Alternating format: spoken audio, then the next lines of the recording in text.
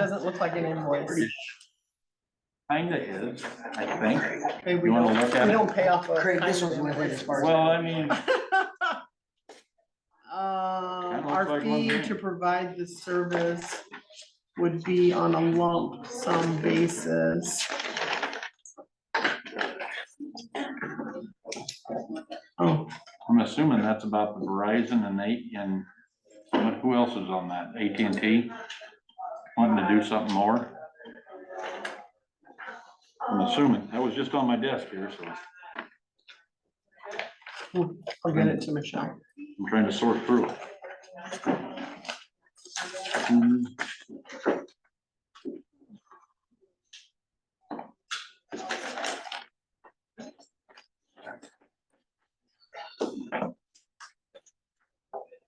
Turn my phone off. Nobody can remember it's Tuesday at my house.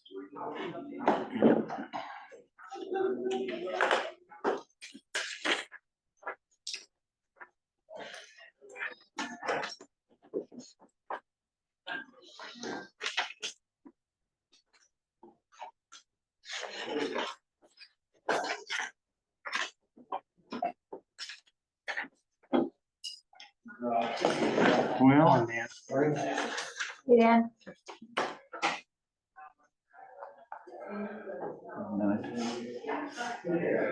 does anybody need to speak with Holt at all?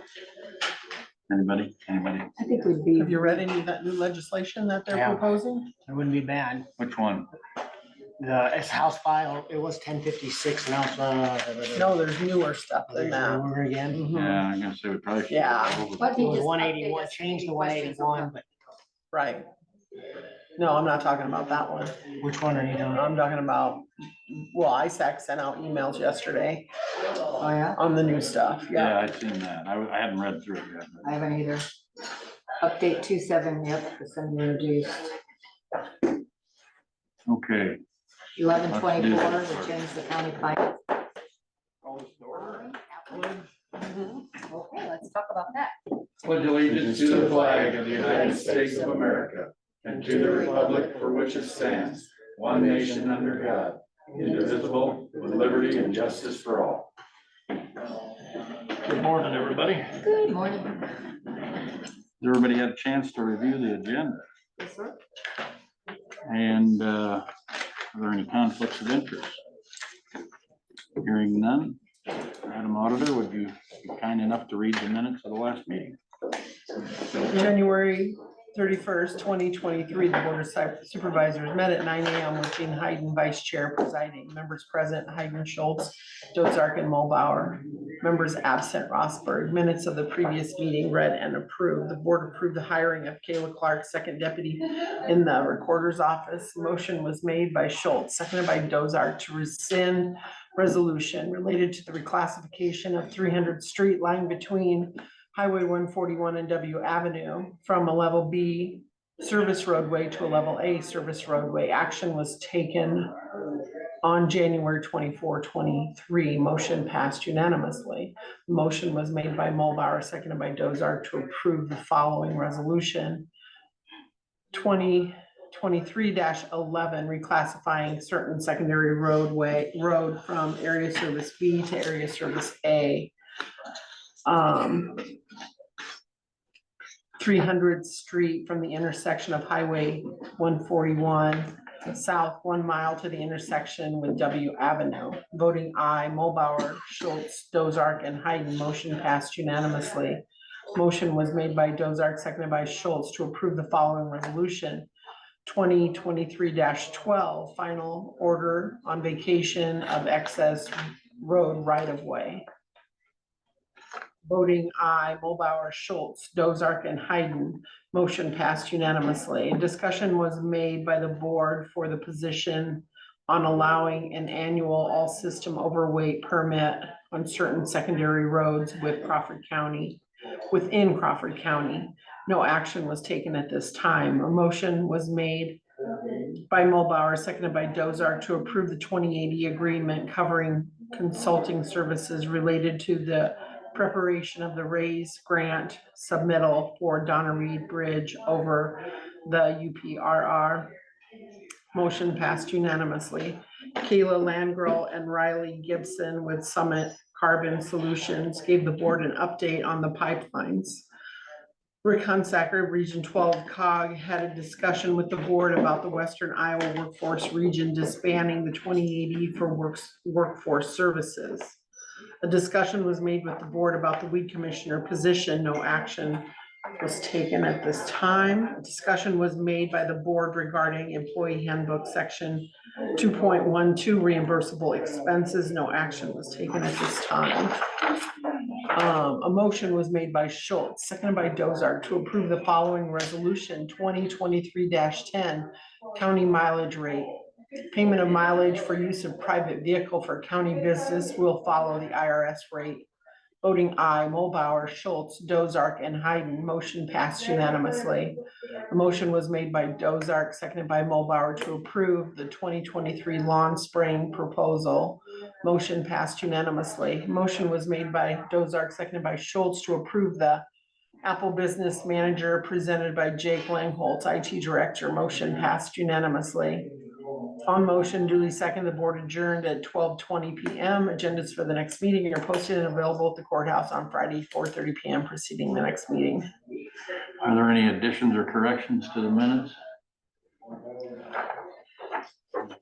Stand is ready. Do I have Jean sign that since I wasn't here? You should sign it. Still sign it?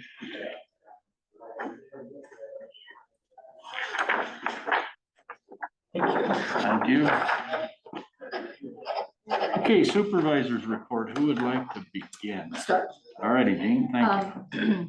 Busy week, it seemed like, a lot of conversation pertaining to the pipeline, but that's just talk that we have ongoing. We had 2 meetings concerning the wellness center. It's, come to the fundraising's attention that it's going to be a little bit hard to raise that $26 to $28 million. So there's been conversation with HGM about downsizing, still getting all the amenities that we want, but yet having a dollar amount that could be more attainable by our fundraising committee and our grant gals. So they've gotten it down to around 18 million is the number they're working on right now. They've changed the soccer. It's going to be 177 by 233 square feet for that field house. Still going to serve the purpose as far as being able to have weekend tournaments and things like that. It'll be How much smaller does that make it, Jean? I took a lot of notes, but I did not take that. It doesn't change it a whole lot. It's more just in the width rather than the length of it. What I took out of that, it's still going to serve the purpose. And we had folks that are very interested in that particular part of it there, and they agreed with it. Would be our soccer people and Monogram. Yep. A lot of the cost is having that second floor with an elevator and all of that. That really does add to the cost. One of the things that adamantly need to stay is that they want an elevated walking path. So that's kind of where the conversation goes. And also a lot of the money, was going to be spent on cutting down the hill. So we're going to maybe try to work the hill more into the plan. So they're at for a small cost in relationship to the entire project and the savings. We're going to get a rework on that. Hopefully, let's say the next meeting. It's going to be this week sometime, but working on 3 different grants at this time. All of them look very promising. So the key points, so there'll be no bond issue. They're going to work on an ad that is going to be designed by the folks so that there's no misunderstandings and that the facts get out there. If you want to write a check now, you can. They're working on 3-year pledges. They're sending out letters to the Denison alumni and working very closely with some good folks that have made some, verbal commitments. One person was wondering if they could write a check now. So it's working pretty good. We went back through our original survey of the percentage of what people needed in it. One of the things that we were going to cut out was the child watch area. 58% of the people that responded wanted that. So they're going to replace what they had as the athletic exam room. That would be a place that if somebody got hurt, we would be able to take them. And so we're gonna split that to where the child watch area is gonna be in the lobby area. And that way, your person running the front desk and the receptionist can kind of keep an eye on the kids in that area right when you come in. Let's see, still working with the YMCA. So it was really a good meeting. We're gonna have basketball courts, pickleball, volleyball, all of those things to be able to be played in our gymnasium area. Yeah, so really good meeting. I think that that's more doable, you know, they do have people that are wanting to see this happen, so really working on it. I'm gonna try to keep everything local as much as we can. So that's about all I have on that. Location set, Yep, the location will be that, you know, right, kind of just attached north of to, the yep, right to, pool area. yep, right across from the school. So that area has been donated, I guess we call it, by the school. Yeah, I think it was a good meeting. What I enjoy about it is all of the players are still the same players. As far as where the money for the studies, that's coming out of the funds from the city. You know, that $750,000 that they set aside. The Denison City Council has approved those funds to be used for these studies and for the architect and things like that. So, Can I ask a question? yeah, I hope I know the answer. Will they have seating on each side of the soccer field? Yes. Okay, Maybe not, you know, if they make it smaller this way, probably, but there's always gonna be, you know, area for, your spectators. That'll be a huge because part of it. otherwise my concern would be if you keep that walk thing above, people will be standing up there to watch and then. if Yep, they're that's, doing- they spoke of maybe possibly having some balconies, you know, so that you, if you're walking, there would be a place that is a balcony more or less, rather than in that walking area. Yeah, okay. The reason that the elevated walking area is so important to some folks is that, you know, some of the aquatic, the centers that they went in, they had it around, and there's you have to stop so people can get across, and there's just, and then if the balls are coming, then you have to have netting, so they just think the elevated is a part of this project that they will not sacrifice. So, I think that's a good idea. so it was a real good, positive meeting, and everybody's got an assignment of things to do, and Have they estimated at all what the ongoing costs are going to be? that's another thing that came up. No, they haven't. DMU has agreed to, you know, help with the utility bills on that. It's gonna be a steel, building rather than bricks and mortar, which is cutting down a lot on the expenses of it. So that's a whole new redesign there as far as the steel slash metal building. Just doing their best to get it to a cost that is feasible for the fundraising so that we do not have to put it on the taxpayers. You know, like I said, we're waiting for the YMCA. They're gonna give us a pro forma on kind of what they anticipate that the function would look like, so. Nice to see DMU, I guess, give, based on the size of the building, what they would estimate the ongoing cost would be, and then who's gonna pay those ongoing costs? Is that something? Well, you that the have city your of memberships, Denison you're is gonna have your memberships, your dues, your tournament fees, your, you know, there'll be different fundraisers, and they're talking about endowments, you know, some of the folks that are, donating money would be ongoing, just set aside for the continuation and running of it, and hopefully still have people giving to, you know, even though we stop the fundraising once it's filled, there'll still be people that would possibly, you know, for their legacy, want to make sure that there's an endowment in place.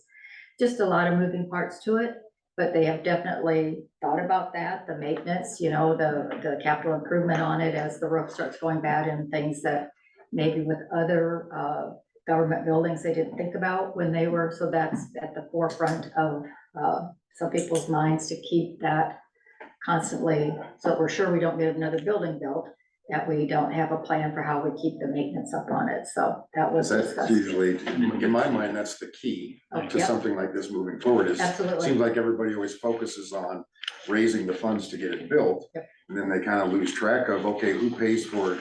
Because we probably need to hire someone to manage it. Well, that'll need be to the have Because we need to have YMCA. See, we're- custodians, Yeah, you know, see if we have the YMCA, and pretty that's soon, a you know, whole different, I guess just coming on the board, when you look at the conservation and the fact that, you know, all the fees that they take in, and yet they're about 400,000 short of the fees they take in and the money that they spend, so. Yep. That's something that the county has declared that, hey, that's important enough that, we wanna keep those going, and Right. so. You know, if they say that it's a break even, that all the fees we take in are just gonna match what we spend. It'd be nice to see exactly how many members they think they need in order to you'll be getting reach those. that goal. I think as this now that we kind of have it down a little bit, it's kind of, if we're figuring on the bigger building, then Right, those numbers I are gonna understand that. change, so it definitely has been spoken of, and they're got that in the top of their minds, so. Do we have the answer? I do not at this exact point in time, but the committee is all very aware of what it takes to run the building and keep it in good running order and run it efficiently, and so I think it's just something that Denison / Crawford County has needed. For 25 years, they've been talking about it, so you just, you know, we see these other smaller communities have these buildings.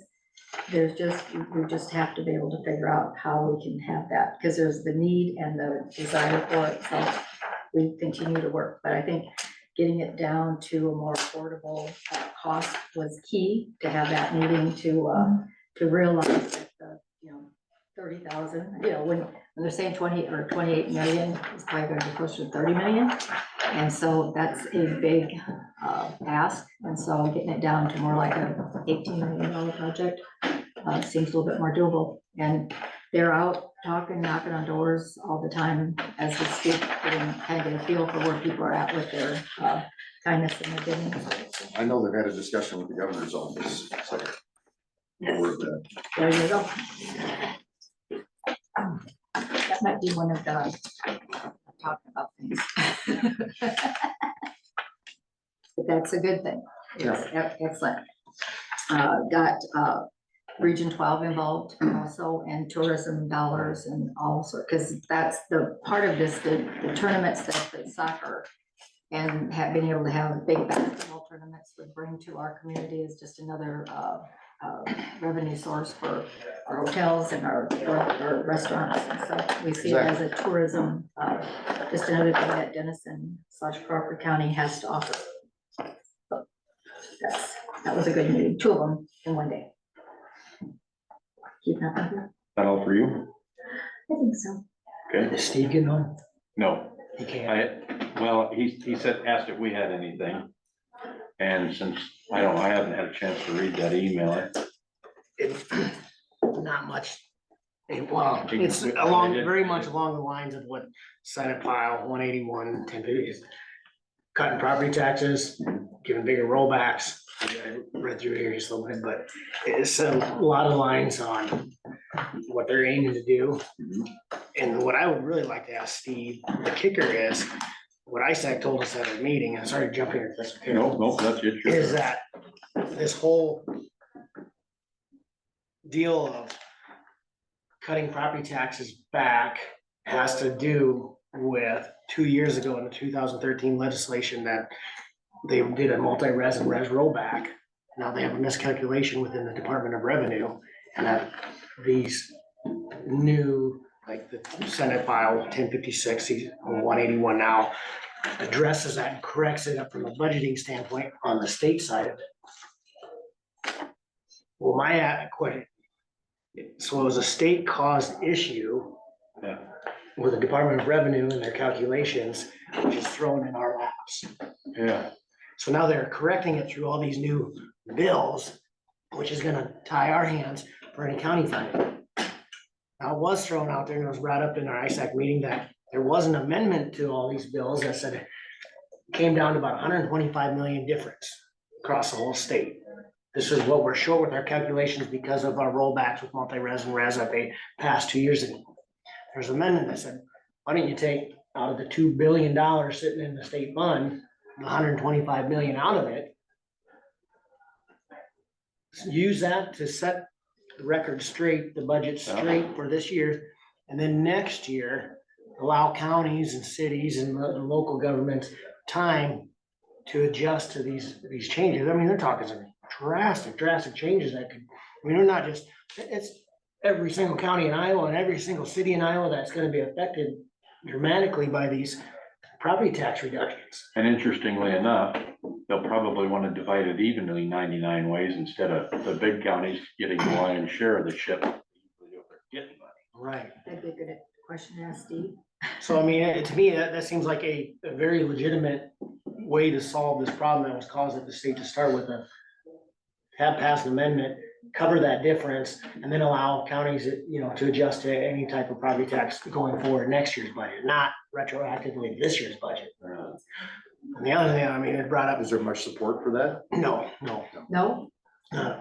not at all. I don't think, I think that. In the building down there. In the building down there. About Oh, here, yeah, I'm all the sure. counties Right, statewide, well, anybody in local That's government most says, important down there. absolutely. But, and I thought there was talk of extending the date. That is in it, so I'm thinking the date is, they know we need more time. How much time we're gonna get, Absolutely. They're talking either April 15th or April 30th, which or a isn't, couple of the dates that they're throwing around. right, and that's not much time, No, it's not much time. and yet they haven't passed anything yet. Right. So it's kinda They're like still either, sitting on it. Or they're not Move sitting so on we it, they're can talking move. about it. But And it ain't done then yet. Ways and Means meets tomorrow is what, the last thing I read. So it's Oh. like tomorrow, really, So really, tomorrow? we need to know. not only are our hands being tied with our budget, it's being tied with when we have to get our budget certified by. Right, And it's, right. So, would this you is like gonna me- be a big problem. Like me to see if he's got a couple minutes to talk I about it? would. I think that would be great. If anything, if it lands in our lap like it's probably going to be to figure out the budgets and correct this with the rollback, you're talking Right. 2 to 4% this year and maybe another 4% next year of how much less revenue we'll have to operate with. But we need to know with Steve and with these legislators, Well, we need more time. We just, So, just a quick question, I guess, when you talk about these Senate files or House files and laws down there, and you go online, how can you get to the meat of the file or of the bill without, I mean, they are so long and just so, Right, it seems like you gotta read 200 pages and you Right. just click, okay, that's not important, that's not important. I wanna get to the meat. Is there any trick that you have yeah. that you, to uh, get to what you wanna read? Called Jamie and Lucas, Jamie Cashman and Lucas Binkin, they're our lobbyists on our Okay. county's behalf. They're professionals in reading through all that and they can tell you the gist of it, get you the meat and potatoes of Okay, what it's gonna do and why. And they're really good about not being heavily one way or the other. They're just, here's what the bill means and here's how it's gonna affect you with your county. right. A lot of times those emails you get through ISAC that right? bring a lot of that to light. Yeah, read through those, and then if you click on the link to the bill, the changes that are being I see the changes proposed are all there. underlined and stuff. Right, It's there's still a some- lot of reading. It seems like, right, And, sometimes you read for 15 minutes, I haven't got to anything that seems. I know. And then I know. find it interesting too, if you read through all the lobbyists, who's either undecided or registered opposed or for it. And that Oh, kind of sure. tells you too, You said read through the lobbyists. they have a list of all the lobbyists at the State House. And a whole list will tell Okay, you I see. their declaration, whether they're Yeah. opposed or. Cause don't approved. ISAC's emails way at the bottom have a link that takes you I think, into a more detailed yes. and gives you the You information can you're get into talking that bill, about? yes. That kind of can tell you right then which group is for or against something and. Right, you know, can why. kind of read both perspectives, I guess, what they're thinking, and if it sounds actual for practice in a county. But it was Yeah. brought up over and over again at the statewide meeting that, hey, this is not the county's fault. This is not local government's fault. This was really due to a miscalculation because Right. something that was passed I know. 2 years ago, and now it's in our lap. Right. It seems like the counties. Yeah. What year was this have to passed? deal with it. 2000. Did you say 13? No, I You don't- said I 13. thi- I it know, was- he said 13, but I I don't think I think he meant misspoke. I think that. it was 19. Oh, okay. I know, I can't 19 remember makes the more years. sense. Cause I had, I'm trying to get something back from him, but he might have went on to something. Right. I didn't realize the Ways and Means were already meeting on it. Tomorrow. Are they is supposed to what be I voting heard. on it? I don't know. well, the one, not the new one, the subcommittee 1056, which is now Senate File 181, that's passed out of the Senate, so they're waiting for the House to come up with their version or tweak. So the Senate's already passed their version of this rule. Yeah. Of this one. Now then. Now there's like 4 new ones that's gonna Right. Right. touch So, on our financial system. Well, it was talking about cutting back. Where's home rule falling all this? Exactly. Commercial, industrial, all that rolls back even more. So not only are you capping in this new one, I'm just reading through it quick, not only are they capping what we can, how we calculate what we bring into revenue, they're lowering our revenue. And they're giving Rates us to no way start to with. even, they're even giving us no way to compete against other counties to draw in business. Right, If we no, all have to just follow the same damn rules, right. I It's mean, just based you off can't the give somebody a tax valuations. break to bring in a new plant or whatever. Right. I mean, cause everything, I tell you what, this is getting to be a little frustrating, isn't it? Because the growth they allow is statewide, so all the counties, you end up having to average that out. So, That's where it is said in that new one, and if it gets over 102.5%, then there's a farther setback or right. it's capped on. I don't know, I Right. don't know. then- Well, and they already did some of that with that max levy stuff that they Right. did, and. Either way, we are operating in a box, and the state is keep putting us in a smaller box, in a smaller box. Yeah, so what are we gonna stop doing? Well, they can just I'm just fire saying, all what of are we us gonna and then stop they doing? can run it from the state house and we can go home for the day. What But you're right, services I are mean, we not also- gonna And provide? hypothetically, if we have to cut out, let's say 500,000 out of this year, and then next year, what if it's $1 million? And then revenue, Right, our growth doesn't go up and that goes down on top of the cuts. I mean, all of a sudden, you could be looking at a couple $1 million swing in our budget. Where the hell are you getting that? $7 million in our general fund don't cover nothing. It'll be gone. exactly. Well, you want me to keep going on with? Well, you're depressing the shit out of me. Welcome back. Yeah. Things I get to learn at state committee, state meeting. Pardon my French, but So true, seems though. appropriate. I did have, the 2 questions, the DOT, the $500, Yeah. waiver. I text Paul about it. In the meeting, I was sitting by Gene Miners from Carroll, Mhm. and he said, well, wait a second, that's not for feed trucks and livestock hauling and all that. Because that is only for special permitted vehicles or semis in the county. Mhm. And I wasn't sure about it, because I would have thought that they would have to get a special permit anyways, Yeah, but I think special all does do them, don't they? so Paul was gonna look into that and verify that if Gene's right, it kind of changes our whole conversation of if we were, So a typical farmer cannot apply? well, that's what Gene Miners had told me, sitting there at it, he said that's only So- for special haul vehicles is what he And was. what's a special haul vehicle? Wide loads, overweight, big cranes, big generators, wind Like the dump turbines, trucks. got all Oh, of them gosh, actually that run changes. So then that, like I said, that totally changes our whole It sure conversation does. about How many dollars it'll be? how many dollars it'd be, and then if it's not your feed haulers or your livestock haulers or your farmers, well, then does it really matter what ground, what roads we select or don't select? Because, and as far as the road selection, because that's a discussion that I've had with some farmers, but state roads are automatically gonna be included, whether they're in whether you approve as a county or not, Yeah. right? So in our county, what are the state roads? Is it just 59, 141, 39. 39, 30? Is 30 federal or? No, That's state. That's state. It's managed by the state. So those would be US open highway. if this, Right, anyways, once it's passed, those roads are open whether we do anything or not, correct? Correct. Okay, But it was just Well, that's kind of my interesting. understanding. okay, that was my understanding also. I want to get verification whether or not that's true or not, if it's only for special haul. Right. That That changes changes, a lot. exactly. Well, part of it was, you're gonna need a large number of vehicles to make this $500 even starts to stretch to help pay for the extra wear and tear on things. And if the farmers no longer get a free 90 in the fall, then this is worth it for them to buy. Or at least it's, I really can't see that going away. well, that's just it, is it, how many dollars does it really gain us? And Now, talking to some of the other counties, Mills County, Richard Crouch, Lonnie Mayberry down there, they said, now this is thinking that it's not special haul, that it's for livestock. And he said, we won't do it. If that's what it's for, we won't increase it because we don't want the extra weight. And it was brought up that, I told you that stat, where I wrote it down here, a 10% weight increase on a truck. Iowa State did this study, I don't know how they come up with the numbers, is 60% increase in damage to the road.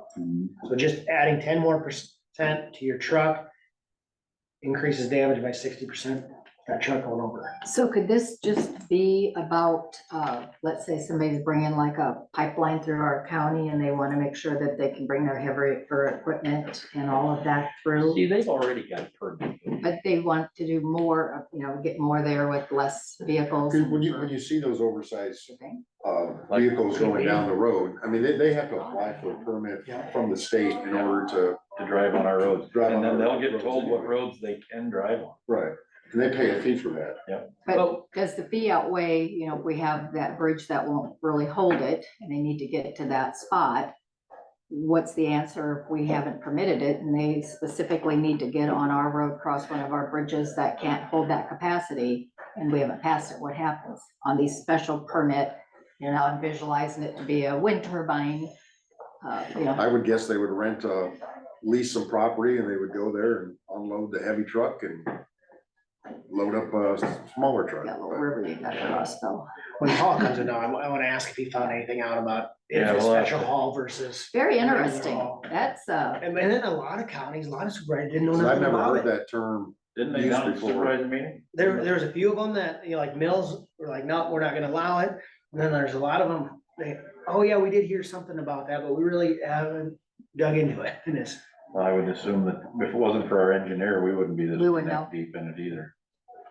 So that's probably the issue. I mean, the more farmers I talk to, the more of them want to have the opportunity to do that, because they just talked about the fuel that it will save them by being able to put 12% more on the load. Well, and if I knew that they'd be responsible in the spring, that'd be one thing, but gosh, you know what? I mean, look what we got for a week in January. A phone just blew up. And they were the ones that are out there destroying their own roads. What's March gonna be like with this? I don't know, well, how much is it gonna cost us to recover that? Right, I mean, you can go 107,000 on on the triples. right. Yeah, man. And then the bridge, I mean, tire, I'm not trying to give anybody, I'm sure you understand it, but when I buy a triple, it's figured on the ground pressure per square inch. That's what the tires on the ground.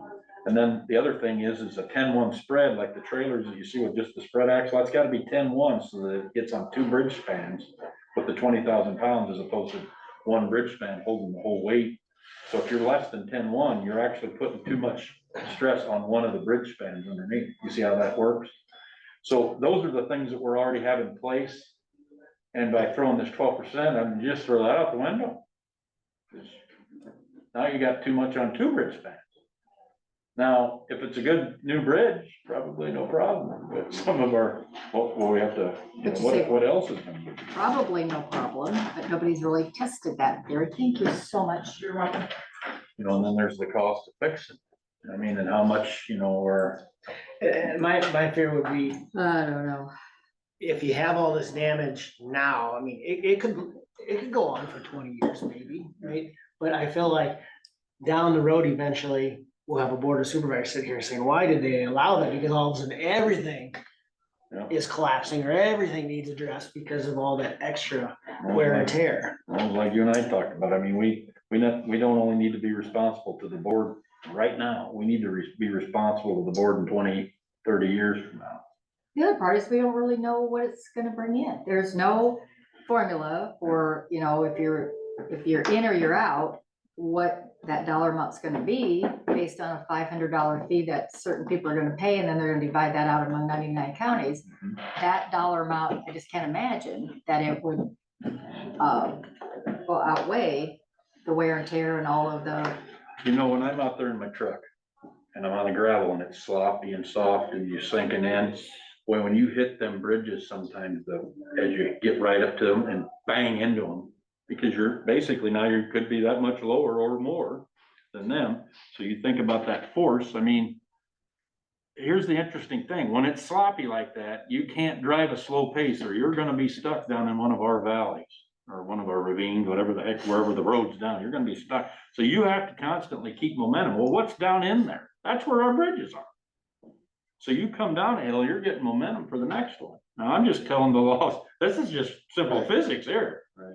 You know, you gotta, and so how hard is that on that bridge, you know, when you're banging into it, you know, yeah, it's into the bank on that side, but when everything's soft, I mean, that's just some of the things that have been running through my mind. at the end of the day, it comes down to policing. We won't know if somebody with that 12% extra load is on our little road or not until the bridge falls in, you know, who's monitoring that, who's policing it, who's stopping that from happening. I mean, Well, the only way boys I see are on the highways. I mean, never seen a way boy out on gravel road.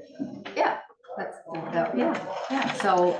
Do I There's sign not- the back? or But even Dean? back with Which the- one? That's the don't. one for the, She should sign both the front and the back. That was from so I don't last sign week. either, because I wasn't here. Right. Okay, thank you. Dave can sign it though. So, and do we know if it'd be $500 per trailer or $500 per tractor? I think it's tractor. Each truck, each power unit, that's what everything operates on. That's what I thought too. but- And it'll change Sure. even to the $500. If it's only for special haul trucks, I it agree has to with be that. way That less was than from last week. everybody, you know, then. It'd be it way includes less, but it'd be everybody. way less also Also- be on the roads. Right. It'd be lesser than vehicles. And sign the back. So that's interesting. Up by We need the way more We need information to more make any Really? kind of solid decision. So was this, upgrade. how did this become law, I guess? Was it, Right in there. was it, a bill that was passed, or is it, I'm not sure on that. I would have had been. because in that we could read and see what Well, it exactly came it out from the pertains DOT to. because the DOT offered the information online. So So do, So we have to sign, so it's already there, but it don't happen in our county unless we approve roads. right. Paul said something about like some counties only approving a few roads, and it's actually like saying the first mile coming south on L51, you can drive, but that's it. I mean, And still get the money. and Still get the- and that's what they're after, is getting the money without ruining their Well, roads. supposedly So who are the 75% of the lobbyists for funds this? go back Is there out a to way all to the find counties. that out? I remember Is there that. somebody lobbying for this? Is that? Well, Tony, Well, yeah, but asked. who, I guess we should go back and see who did lobby, who was the pusher. Because it was somebody's idea, it's gonna benefit somebody, and they saw to it that it, My guess would be, it would be the ACG, the Associated Contractors, General Contractors. Okay. AGC, that, they were the ones that were behind the logging truck bill, the special haul, the 9 axle or some axle Okay. dump trucks that Yeah, changed the all dump- of the our dump bridge truck signs a one, I couple of years remember. ago. They were the ones behind that. I remember that one. So, that's a good guess. I'm in Iowa Motor Truck, if it's the majority of their people, and I was at one of their last meetings too. I don't remember even discussing this. But doesn't that kind of answer what we should do? Just offer that little stretch of highway so that we're still in for the money and be done and not even say any more about it. You can come on this Possibly. one road and we'll Yeah, get whatever you have. I think I don't right. think that will last very long because I think the state will step in and say, oh, it's too complicated with one little highway here and that doesn't do what we want, and they'll change it fast. Well, So then we'll have lots of discussion. Well, but then It won't maybe matter you'll have because more they'll change answers. it They'll anyway. just tell us what to do. they'll have more Right. answers then. I say we're in for, Seems like that's their job anyway, right? Mhm. Or they think that. and then we'll see how much money it is, then we'll know, and then Yeah. we'll say no. Keep going on. please. Iowa Workforce Development, talked to a number of the counties in our 18 county region. They had, a lot of them had seen what we had seen with the resolution to basically disband our 28E. there isn't a single county that was excited about taking up arms to provide the workforce development, what we had talked about, Yeah, doing all the things they're requiring.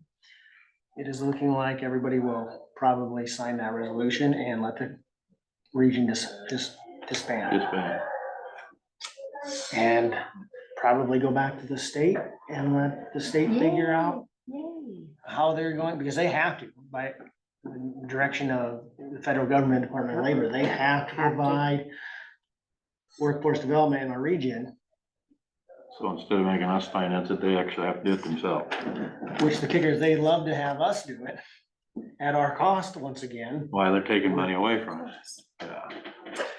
Oh, well, here's your first cut.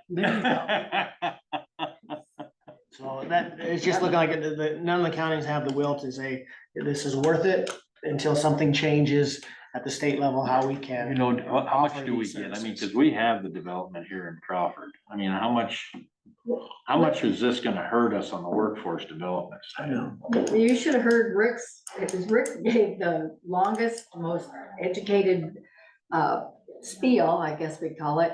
And at the end of the whole thing, there was really no answer to any of it and more confusion than, once again, it's just like when the state started thinking about taking over mental health. Don't have all the answers yet, don't know how it's really gonna look, how it's really gonna work, you know. And so in the meantime, you have people looking for a job, don't know where they're supposed to go. Nobody knows what's available for them. There's nobody coordinating it all, boots on the ground kind of a deal. And they'll get it figured out eventually, but then there's gonna be Do you people sitting wonder- at home that want a job. Do you wonder, like with using mental health, and I'm gonna assume that workforce development was not hurting financially. I don't think that's why we're doing away with it, is it? Well, you got about $1 million, 900 some thousand change across 18 counties. Yeah. Admin is dictated to only get 10%, so you get 100 grand to run that $1 million across 18 counties. That's where it didn't work. That's where it didn't That's where work. it didn't work. That's where it didn't work. Pretty Okay. thin. And then, I mean, think about it, that's why Plymouth, Plymouth County up there, Craig Anderson, hell no, we don't want our auditor to take it over. We'd have to come up with a difference to make it viable to provide it. Yeah. I really do feel like this is kind of the starting point, maybe not the starting point, but we're gonna come full circle on a lot of these programs, mental health, workforce development, Oh, yeah. what we provide for service at county level. And all these counties are already starting to say, especially the rural counties, it's not worth it. We don't have the funds to do it. We can't do it right. Yep. State, you wanna tell us how to do it? Have it back. You do it.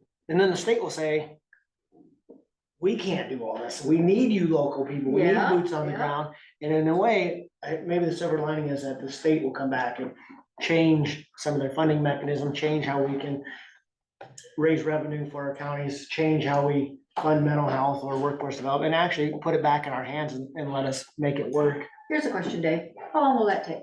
How long are they gonna do the test pilot, the trial and Till error, it's broke. and figure it out? This is, I think, a comment that'll fit that question. It was brought up at ISAC. Okay, The state is legislating to fix a problem till it's broke.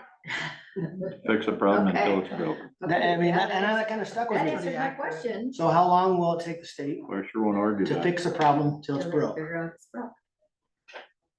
But in the meantime, there's good, especially for workforce, there's people sitting at home looking for a job, no one to help, no place to go. You could possibly have people on the payroll who aren't allowed to see these people because it's not in their wheelhouse. And so we just go around I like it. Ah, shoot. You have a bunch more there. You got a lot wrote down. Dave, got any good news? Skip right to it. Oh, good news. I mean, Really? I agree with Gene. Is that any good news? yeah, we're already signed up for the soil compaction study through ISAC, which is gonna be great for what we need. Yep. Yeah, that'll help with the pipeline, anything like that. Yep. Opioid lawsuit funding, we have that. Terry, thank you for putting that in our Yep. packet. We have to decide on how to use those funds. That'll be a great thing to help our county out. I think so. I do think, I was gonna bring it up, for our ARPA funds. Has there been a committee meeting on the ARPA committee yet? The Because I- reason that we have the RFP on here is so we can kind of get some direction, because that number of what we think that's gonna take is gonna be a piece of that puzzle for what money we're gonna have left over. So we need to keep those numbers rolling. It would be nice to know, and I know for me too, Craig, we weren't here when those funds came in, but to have an idea of total funds and. I got that. You I have have that? that. I have that. And maybe an updated meeting to help out with where our budget is at. Well, and we could just plug a number into what we think it's gonna cost to do these, this RFP. You know, because the reason it's on the agenda is to have a little bit of a different idea for maybe how we can get some interest in all of that. And then, you know, with the tower, that those funds are designated to come out of there, so we can do that. Okay. Let's maybe plan something for next Tuesday. Give us a chance to kind of, Just get everybody's mind wrapped around what we have and what's available and where we need to go with have a it. running total. I know exactly what we got, and I know exactly how the bathroom and all that is coming together. Other good news, I'd say good news. All right. I talked to the ICAP guys, Bo and Terry, they were at their ICAP booth, and we have ICAP insurance. Mhm. They said our insurance would be the same as Shelby County's, as far as pipeline ordinance and things like They that. said that. They said the counties really don't vary. County is what they were telling me. So we're covered the same next as Shelby, is that what you're saying? I still want to confirm that. Well, Colin Craig, but did that's suggest that we go and speak with, Craig. Is it through Craig or Or- ICAP? or Craig's I- health insurance. Craig's health Craig's number health. on that one. Um, It would be Kurt Miller. Yeah, And and he's Kim, we've what, been talking to Kim. Hoffman. haven't we? yeah, so our and that would be ICAP. Yeah, ICAP is. they- okay, okay, Yeah, through okay. Hoffman's. Did you talk to Kim when you asked her, or did you talk to Kurt? Originally, the conversation started with Kim, but she was gone on vacation when we were inquiring as to whether we had the insurance on the towers, so Kurt kind of stepped in and was helping to insure. Kim is now back, and she actually has the bill from ICAP for what is currently being insured on the towers, so. Okay, But the guys, Terry and Bo that were there, they said, and then, you know, you talked to Steve Kinkle down there, he said they've been very, very pleased with ICAP and then helping them out through the ordinance with pipeline and just very good coverage. And the coverage that That's in good, too. particular is what we have if we would have to get an Well, ordinance if that's that. factual, I'm gonna try to Well, and I think, discuss it further. I think they're being covered because they're in a lawsuit. Well- So isn't that what Martha indicated, that we wouldn't have covered unless,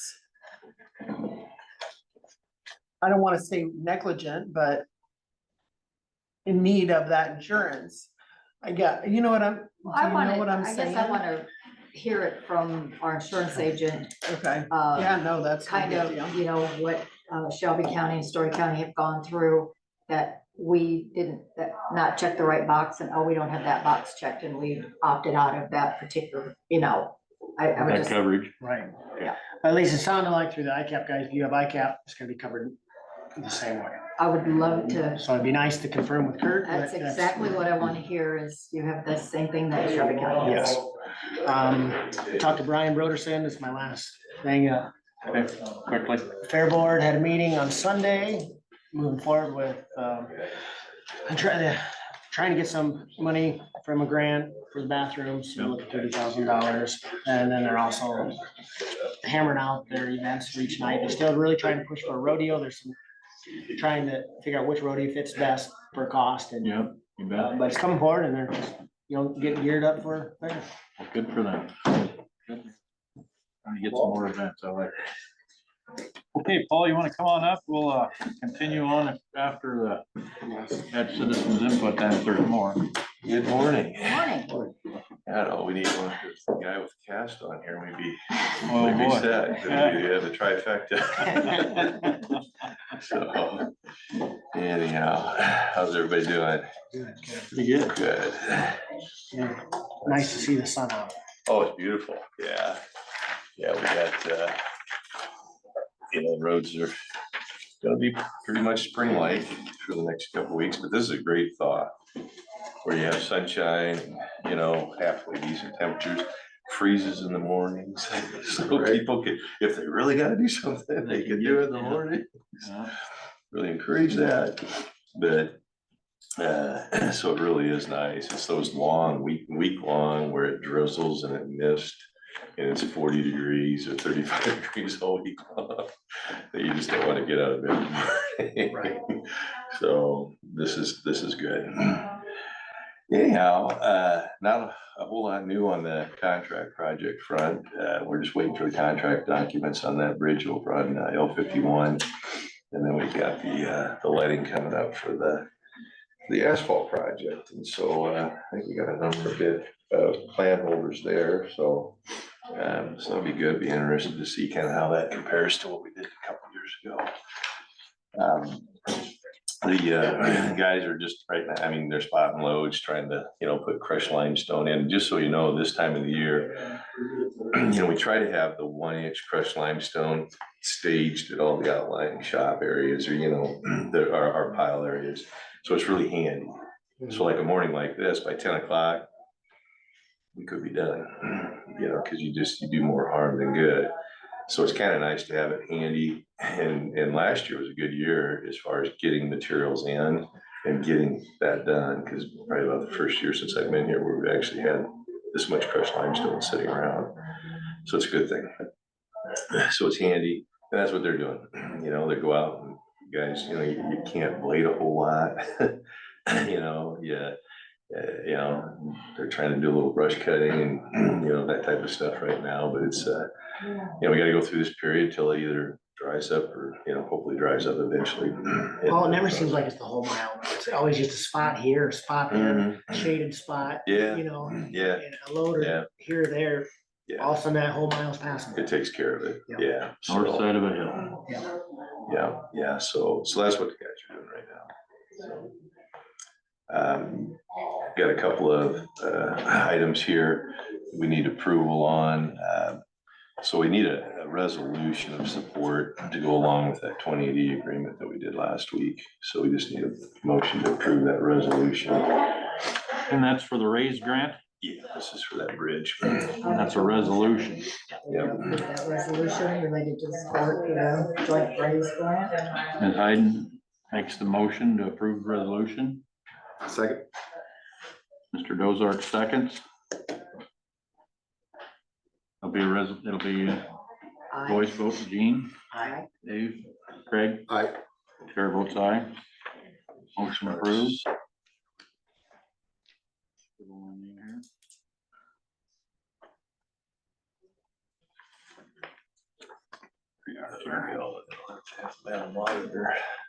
Sign there as well. And then, whenever you get that, I can get you the electronic version of that too. Okay. So if you wanna get that number down to me, that'd be great. And then, the next item, this is associated with that too, that bridge hadn't been in the program, so we have to amend the program. Cause as part of this grant submittal, they kind of want it, they'd like to see it in our program. So, this is just basically adding that bridge into our program. North 5 year. Is what it's doing, so, yep. Mr. Chair, Yes, I'll make that motion to approve item number 5. Mr. Mulbauer makes the motion. I'll second that. Ms. Hayden seconds. This is a regular, all in favor, state so by saying aye. Aye. Opposed, no.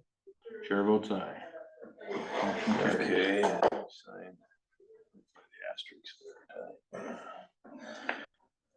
And then item 6, I had talked to Kyle a little bit about this. Didn't realize he was gonna be here today. But, pardon? He's in Jamaica. Yeah, he called me yesterday morning. He said he's got his toes in the turquoise water somewhere. I didn't ask him where.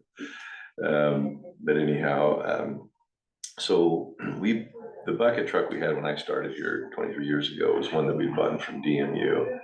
And it served us well, but it's got a few issues with it. And it's something that we use quite a bit when we're cutting brush, you know, we're trying to, you know, there's trees, sometimes you gotta take the tops out of them, and it kind of was limited in its reach. And safety is a real concern. So I put the guys on the hunt to see if they could find one, and they found one. And it's a really good one. We had it down here. And the guys demoed it, Rick Nelson, he got in there and I mean, this thing goes 70 feet in the air. Oh, wow. That covers And, most of our trees, I'd say. yeah, so that'll handle it real well. So I'd like to go ahead and purchase this. Has it got outriggers? Oh, yeah, it's got 4. See, our old one only had 2. Yeah. And so it's a lot more stable, has a lot better reach. It's on a nice chassis. It's an older unit, you know, that we're not gonna use it. You ain't all the driving time. far with it. No. And if it's in good shape.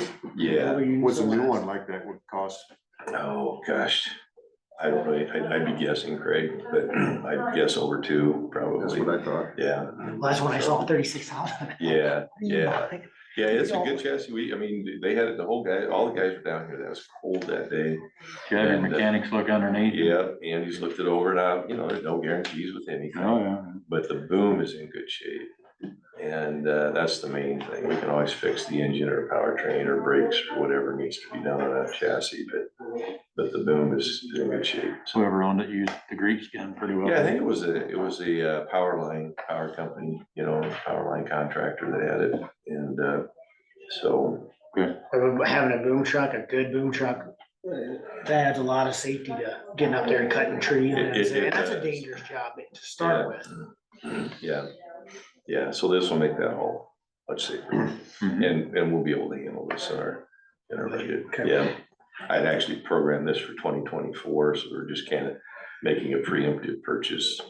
Yeah, but you don't always know when you'll find a good deal. That's the thing, Ty.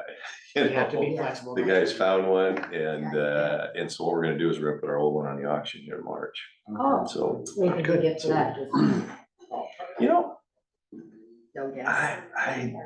I think it's gonna be somewhere between 5 and 10. Gee, Okay. okay, and the reason I say that, I don't think it'll go for a whole lot more than that, because it's older. Yeah. But you have a contractor, tree, you know, somebody who does I mean, trees, it's tree, yeah. you know, that wants something, they don't wanna spend a lot of money, Yeah. they just wanna be able to get up there that 2 or 3 times a year. Yeah. It's worth it to them. Yeah. So there'll be some value in that truck. They didn't want it. These guys didn't wanna take it in on a trade, but I said, you know, there'll be some local tree I think you're right. trimmer, somebody Be that, interesting to see. I'll make a motion. that's my guess. I'm gonna give you a range. I'll make that motion that we approve the purchase. of Ms. the Hayden makes the 2007. motion to approve the purchase of the 2007 Peterbilt truck. Do we have a second? Second? Second from Mr. Dozark. All in favor, state so by saying aye. All right. Opposed, no. Chair votes aye. Motion carries. Yeah, I wanted to kind of just cover this. I put it on larger sheets just because I like it. it gets really hard to read for me. Please, color. So, He does it. so Kathy did this for me and I told her, I said, I'd really like to have you take, you know, because and this illustrates all the different entities that we provide salt, sand and calcium to. So we buy it, we're the purchasing organization, we store it, we blend it, we do all of that, and then we sell it to these other entities. And so I just wanted to kind of share with you that, you know, what that all entails. And of course, the primary user is the city of Denison. I mean, we're their source for the winter salt, sand and calcium. You know, and so it's just something we kind of monitor and make sure we have the supplies on hand. And, you know, like I was telling the guys this morning, it's gonna be, you know, we're coming out of this winter pretty good again. So I normally would order like 1,200 ton of salt and 2 semi-loads of calcium. I ordered 680 ton of salt this year and 1 semi-load of calcium. And we're not gonna need even all of that, you know. So the thing about the salt is that it used to be you had to take up to, I think you had to take 80% and you could buy up to over 120. So you had some flexing into the year. And last year, you know, we had to take, you know, we had to take everything. So we were full going into this season. So that's why I lowered my ask. And then they also changed the contracting. So you only have to take 50% of what you contracted, which is really good. Okay, because we're not gonna use even that, Who do you but I contact? gotta take it with. Well, it's through the DOT bid. So as I tell the guys, I said, here, in 2 months, I got a bid. I gotta submit my needs for next year. You know, in April, you gotta put in what you want for 2023, 2024. But anyhow, You know, so it's just kind of always trying to make sure that we got plenty of product on hand. Now, Do we we've get been a lot doing- of shrink on the salt across the summer? I don't know, Ty, I don't know. You know, we Is that all do, stored outside, right? no, it's what's here in Denison, our main facility is all in undercover. It's under, there's two hoops, one that has the salt in it, one that has the mix in it. And we have a little kind of a surge area for salt over in our wooden bunkers over by the co-op, by Farm Service Co-op. There's some area over there where we put some salt in too, so. Is that covered too? Yeah, everything we have in Denison is covered, Okay. except for the sand, which need to be. But all the other products are covered. Now, when it goes to the outlying shops during the winter, it's not. That would be something probably long-term. It'd be nice to get those covered up. You know, Having them covered will reduce that shrink that you're talking That's about. exactly right. yeah, so, but usually when it's out in the outlying shops, it gets used pretty quick. Pretty quick, There's yeah. not a big quantity at any given time. But yeah, just to kind of illustrate, you know, the dollars that are spent on it, the dollars we get back from the entities that buy from us. And you can see that's tailed off quite significantly. These are based on calendar years, not fiscal years. So, Because on the purchase on the left, you're purchasing for the whole county, so we got to purchase for everybody. for everybody. Yeah, So when you see what's on the right, in between is what the county probably used, yeah, right? It's what we- Basically, yeah. Or yeah. still have on hand. or still have on that. Right. Yeah. So, you know, And how do you bill out to those people? Do you set the price once you bid it, and then you know what the price is Yeah, the once next year, or? yeah, once I know what my sand, salt and calcium prices are, I've got a little spreadsheet that I input those in based on the portion of, you know, because obviously the calcium is the most expensive ingredient in our mix. And then the salt, and then the sand is the least expensive. And so I have a spreadsheet that I set up that I just plug in the unit cost, and then we try to make sure that the guys are mixing it like they're supposed to be. It's not exact. It's a bucket of this and a bucket of that, and so we mix this. It's like grandma cooking. Yeah, it kind of is, but the guys do a pretty good job. So then I Do we have a send out, scale so right on now, the new payload? Sorry No. to interrupt. no, we don't have scales on anything. And so what we do is we weigh the buckets, Gotcha. and that's how we monitor it. All right. Now, like the city of Charter Oak wants to get a load, we'll probably run that over the scale. But the city of Denison, it's just trust, you know, you Yeah. count the buckets you put in. They got no reason to beat us out of anything. We got no reason. to It's beat still them. helping the whole county, no different than fuel. I think that's the point, Dave, is that I just wanted to show that, you know, this is, you know, for new board members that don't know, you know, Appreciate it's nice for you to know kind of, and we're gonna do something similar with diesel fuel too, to kind of give you just an illustration of, you know, here's how many people that are being provided. This all makes sense. Okay, there's no sense for everybody to be buying salt and sand themselves. No. There's no sense for them to all have their own facilities. This all makes sense. I just want you to be aware of it. It's just kind of more for information than anything. 2018 it was 75,000.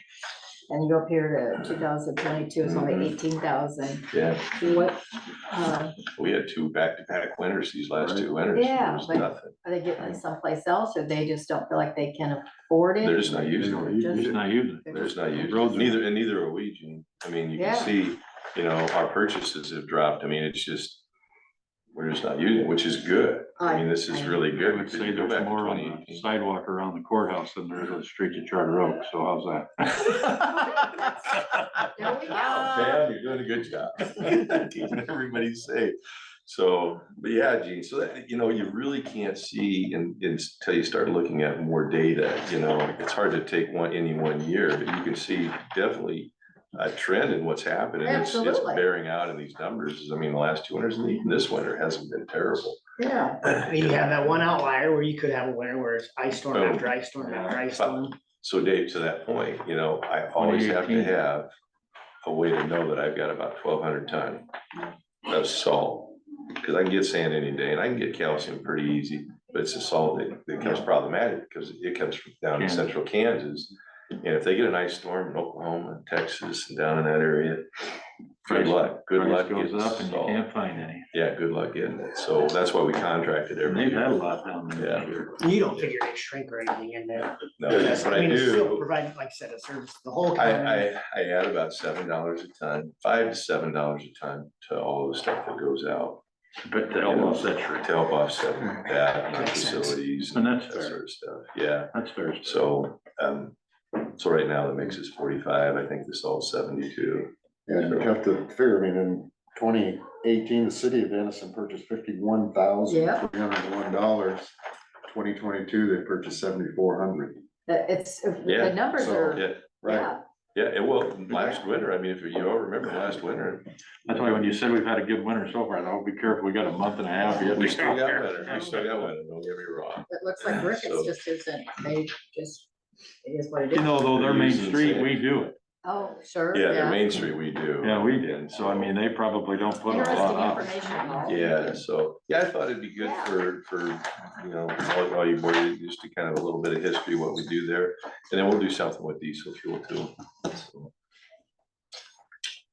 One of those things you have to have, but right. it also it doesn't ever go to where, I mean, it's Just not a a necessary service. Yes, it is. Yep, it's like, you know, you gotta have a bathroom. Well, this is one of the things. This is a safety valve. You gotta have salt and Safety sand to of put on the the Oh, I road. was gonna ask, did you find anything out about that DOT? You know, I have it, but it. I thought that was interesting. Yeah, We I talked about it. apologize. I had this last Thursday. I and I've didn't been know. Kinda, trying to get back to normal here. I was just sitting there with Gene and he told me that about it was only Yeah. for special haul, and I thought, I better text Paul right away If before you I. read that, if you read that flyer, it's for all vehicles. That's what It's for all vehicles. Okay. I've not heard anything different from anyone else, Dave. okay, So, Seemed like he- he could be wrong too. He could have yeah, the misread it wrong. proclamation is generally just for ag vehicles and special Okay. character ag vehicles. Well, that's the thing is if, will they still offer free in the fall to the farmers? Okay, I'm gonna offer up my thoughts on that. I would say yes. See, And the then reason- why would they ever buy it? There's no compelling reason for people to buy it. So if you've got the farmer, and there's gonna be a lot of those that are gonna fall into that category, that have the 5-axle semi, that just wants to take grain from his farm to the elevator, wherever it may be. And that pressure is gonna come to bear from the industry. You're gonna have the Soybean Association, the corn growers. And I'm not saying that's wrong. I'm just saying that's what I speculate is gonna happen, is they're gonna say, we don't want all of our guys out here that don't travel all over. We want them to be able to do what we've done in the past, which is issue the proclamation and allow them to do it and not have to pay any fee. So I suspect it'll probably happen. That's just my opinion. That's just one. See, but if that, I mean, that's 90% of our ag roads, gravels. Mhm. Most of that is for our farmers. And so them are the people that are getting this permit anyway. I mean, Yeah, do we really wanna join in? Cause we're already, yeah, in a sense. I mean, they're still already able to go 10% over. well, they are at certain times of the year, and Yeah, I'm gonna that's keep what I mean. extending that, you know. I'll be honest with you, this doesn't concern me, and again, I'm willing to do whatever the people want done, okay? But the concern is not so much maybe the bridges, but we have to evaluate them. We have to know I how think much it's gonna that is. affect them. The concern on my part, as an engineer, is what it does to the roads right now. Yeah. Today, Yeah. in the spring. Yeah. And when you put extra weight on, there's no denying that it creates extra wear and tear. And as long as people are aware of that and understand that, you know, I move on, do whatever's gotta be Yeah. done, but it's the fact. And what's going on our gravel roads is going on underneath of every paved road. That same dynamic is playing out, that same thawing. It's just that the pavement bridges it, and it can do that If you're not until it putting fails, too much, until you put too much weight on it, too many too times, much ground And then- pressure, too much. and then it fails. And so, you know, again, they're really, the proclamation and this, in my opinion, are completely different animals. Okay, and that's why, because. Let me ask you this, because this is something that when I'm out there in the spring in the truck, and I brought this up to them earlier, and I'm rooting into the gravel, and I hit a bridge. Most of our bridges are down in the bottoms, all right? All of them are. That's When what I know I've gotta get up a hill there and it's greasy as hell, I'm going. You're gonna hit And then it. I hit that bridge, whoop. Yeah. That's gotta do damage if you're Yeah. increasing weight. That's an impact load, Yeah. and you know, that's, when we do ratings and design, you factor in a certain amount of impact load, but, you know.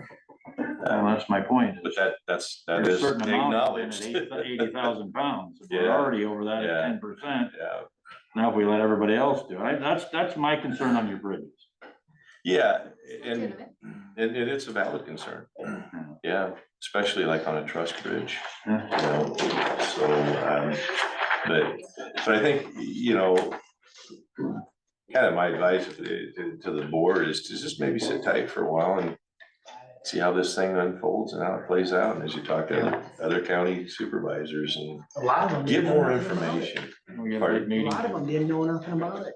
Really, They said, oh, well, we saw a little something about it, so. yeah, So thank you for making sure we Yeah. knew. yeah. So That's what I'm hearing. Paul, while you're here, I was just looking at a question and answer thing for the DOT, and I think it does apply to all trucks, but what's the difference between a divisible and indivisible load? Well, corn's divisible. You can take it and, you know, and have, multiple, you can divide it up, but it's a something that you just can't practically break down Okay, into smaller pieces.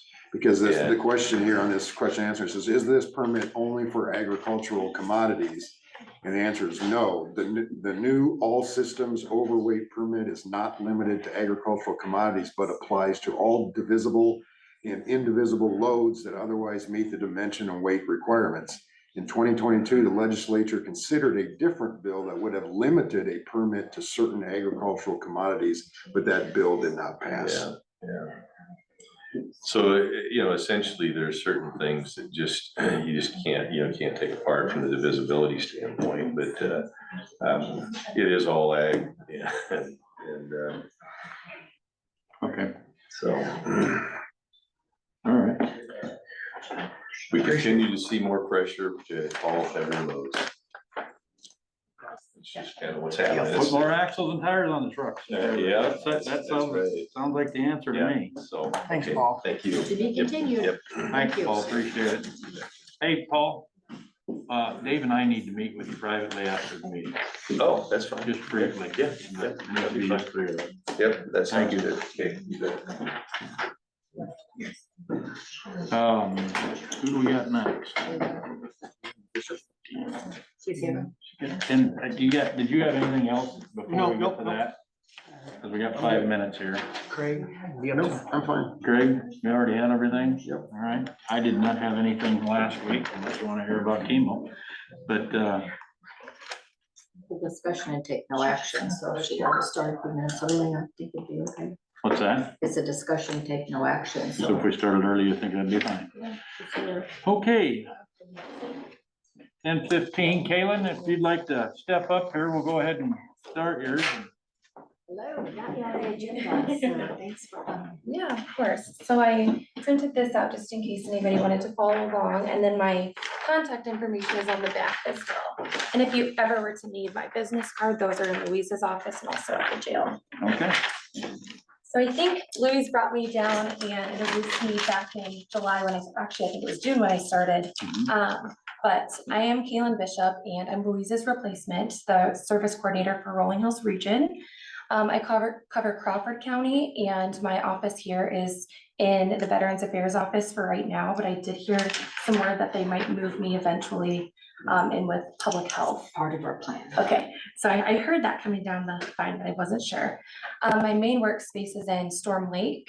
I work in an annex building because my county of residence is over in Buena Vista County.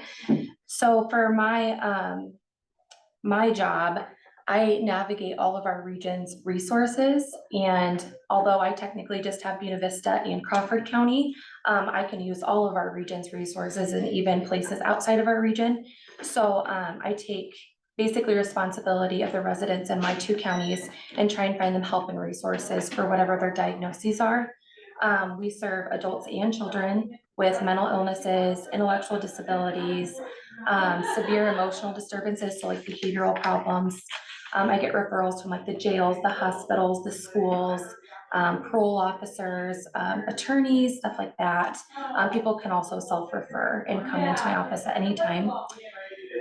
When Jean had asked me to kind of give an update on what I was doing for Crawford County, I had put this together in the middle of January, so I actually wrote my report on December. So although that was a couple months ago, that's why. So I know a lot of times when we talk mental health, we talk numbers and statistics and data. And so I kind of wanted to do a little something different and just talk about the people, because that's what I get to do, is work one-on-one with the people. I don't really do the budget. I don't do the claims per se. I really do the one-on-one meeting with the clients.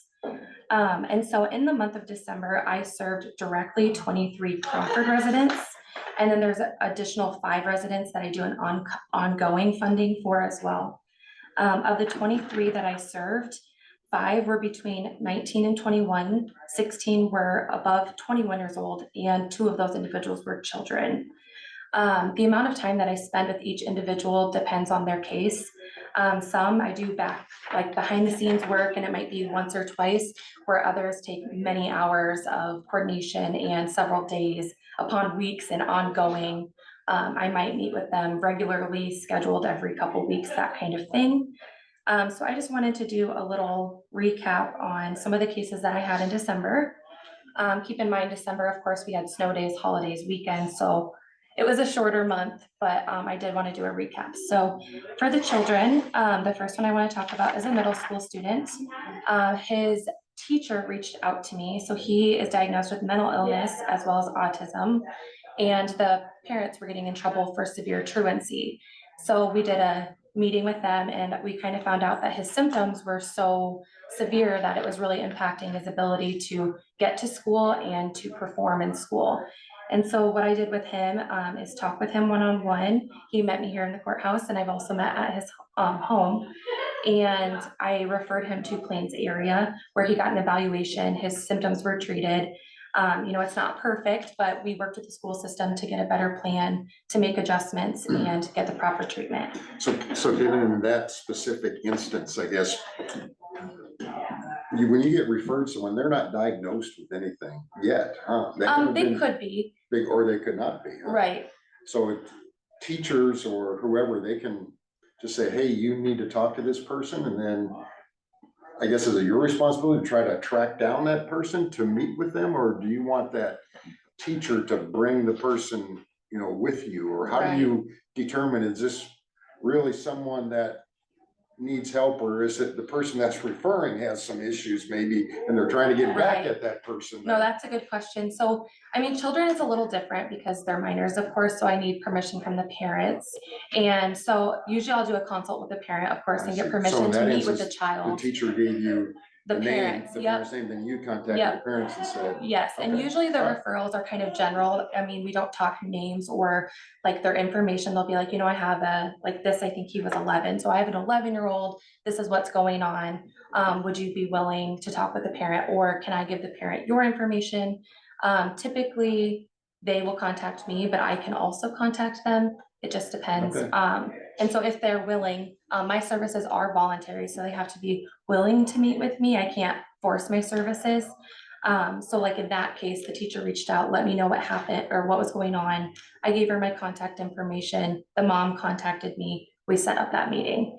And then to kind of determine eligibility, that I perform many screenings. So children looks a little bit different than adults, but if they already have a diagnosis, that's great. But typically I still get them a current one to make sure that everything is up to date. We know exactly full picture what's going on, because mental health does change, and symptoms change and additional things happen. So it's kind of an ongoing thing. So I make sure that they get a current diagnosis. This 11-year-old, 6 months or a year, or how do you? It just depends on how well he's doing. So I don't provide the service. I'm not a therapist, I'm not a social worker, but I find him someone who he can get those services from. Okay. So in this case, I referred him to Plains area, and depending on what program he would qualify for at Plains area, which of course I know he did qualify for kind of the maximum care level. So he gets assigned a social worker and a case manager and a psychiatric nurse and a med prescriber and Right. So I'm not as hands-on with him anymore because he has those supports now.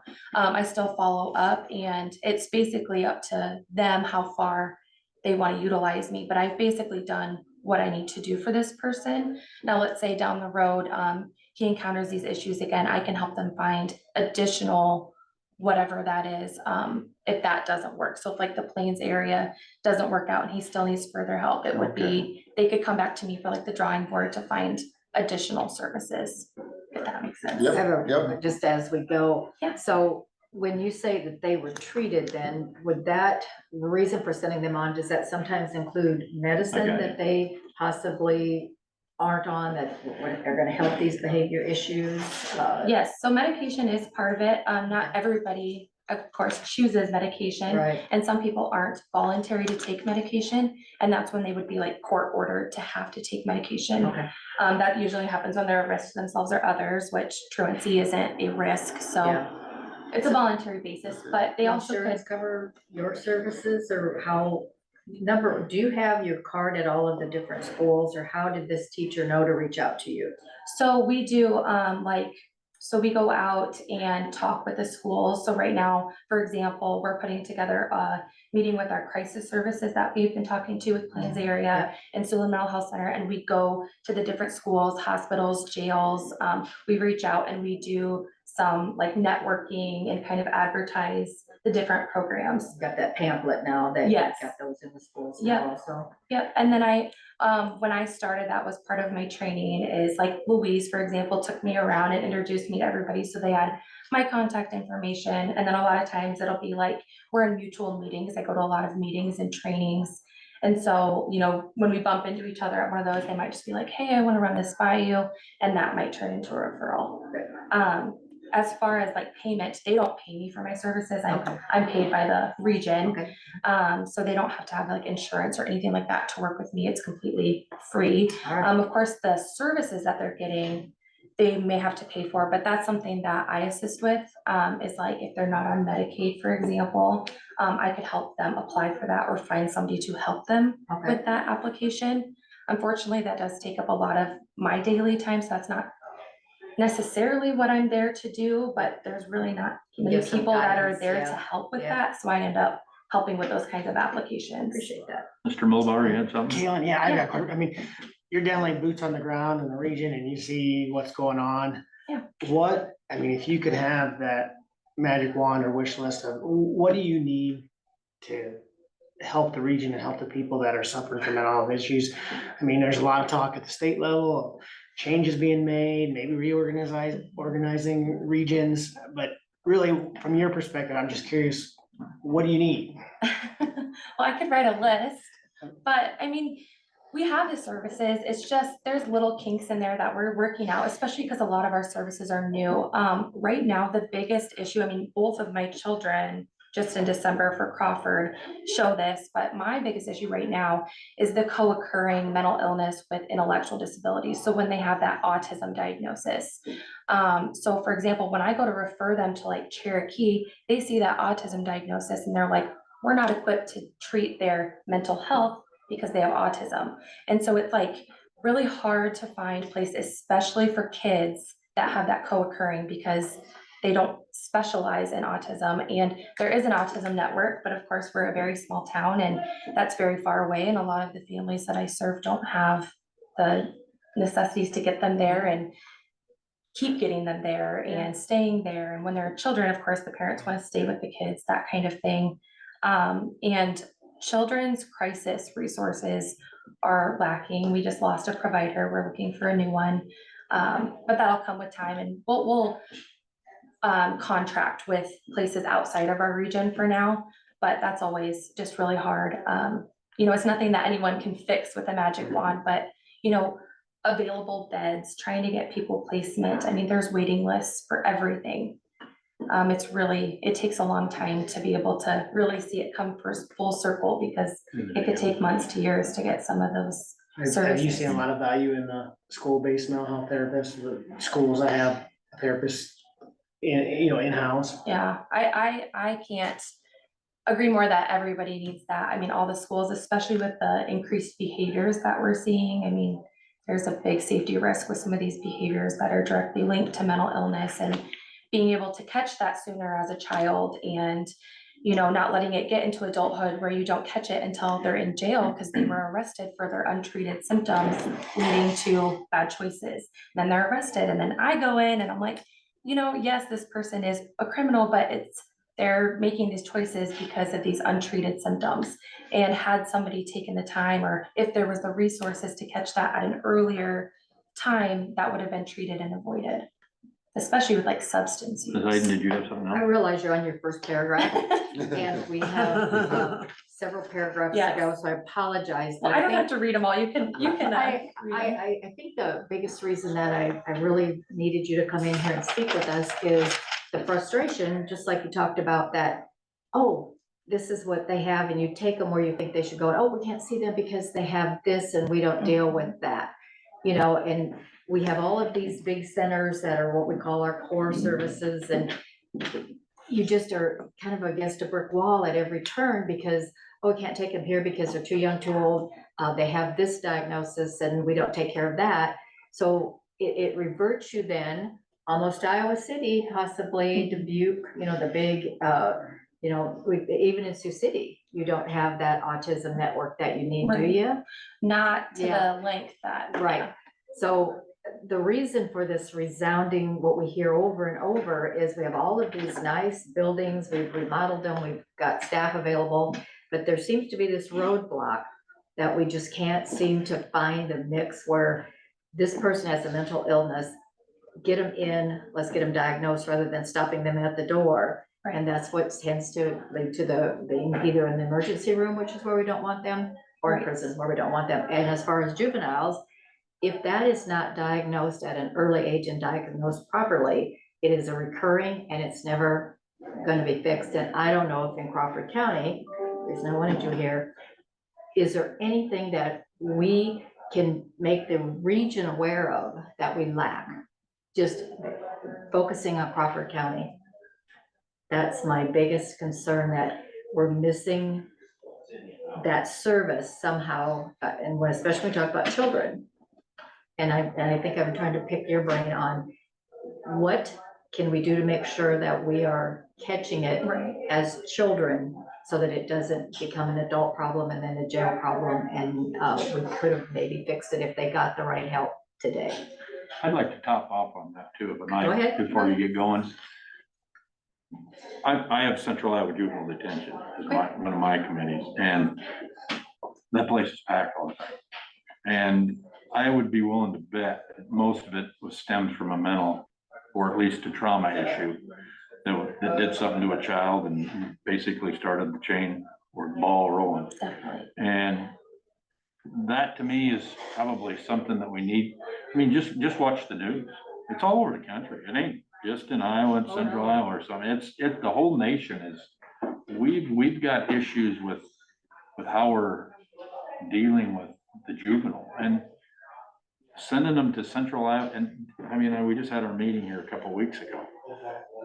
Basically sending them to Central Iowa Juvenile Detention or any of our other detention centers is just like sending an adult to prison. There's no rehabilitation. There's more in the lines of a networking to become better criminals. And I think this is definitely something that, you know, as a nation, I think we've got to, you know, obviously we're worried about Crawford County, but I mean, as a whole, this is something that probably needs to be, I mean, not just looked at seriously, but we need serious action. Right. And I'm not saying, and don't get me wrong, I am not saying that it is the parents' fault either. But a lot of times, you know, when these adults are going untreated and then they have kids, you know, it's mentally ill, raising mentally ill. And if you're not getting that treated and getting them help and getting them resources, it's just going to continue. And This perpetuates the problem. And it is hereditary and it does pass down. And so you're already predisposed and then you're exposed to that trauma and you act out. And so I do think it's really important to have, you know, psych services, no matter where you're at, and starting in the schools. And even when you're thinking elementary, that's too young to know what these diagnoses are, and that's too young to see those things. It's not. And it, you know, by elementary school, that's several years of their life where they've probably gone through trauma already and had nobody. And so they're in schools, and now we need to get people early. And I mean, same thing with adults too. It's really hard. The main barrier with getting adults help is the aggression component. If somebody is marked as aggressive, it's really difficult to get them a provider to take them Nobody in wants any That's right. aspect. And I'm not saying all mentally ill people are aggressive, but unfortunately, when they're untreated, that can lead to aggression, especially when they're so frustrated with Frustrating. nobody to help and no services available to them.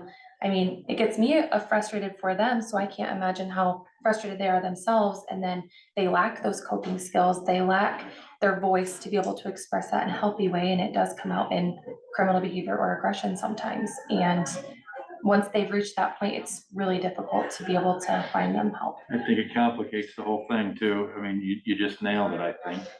What do we do then? We throw a drug at it.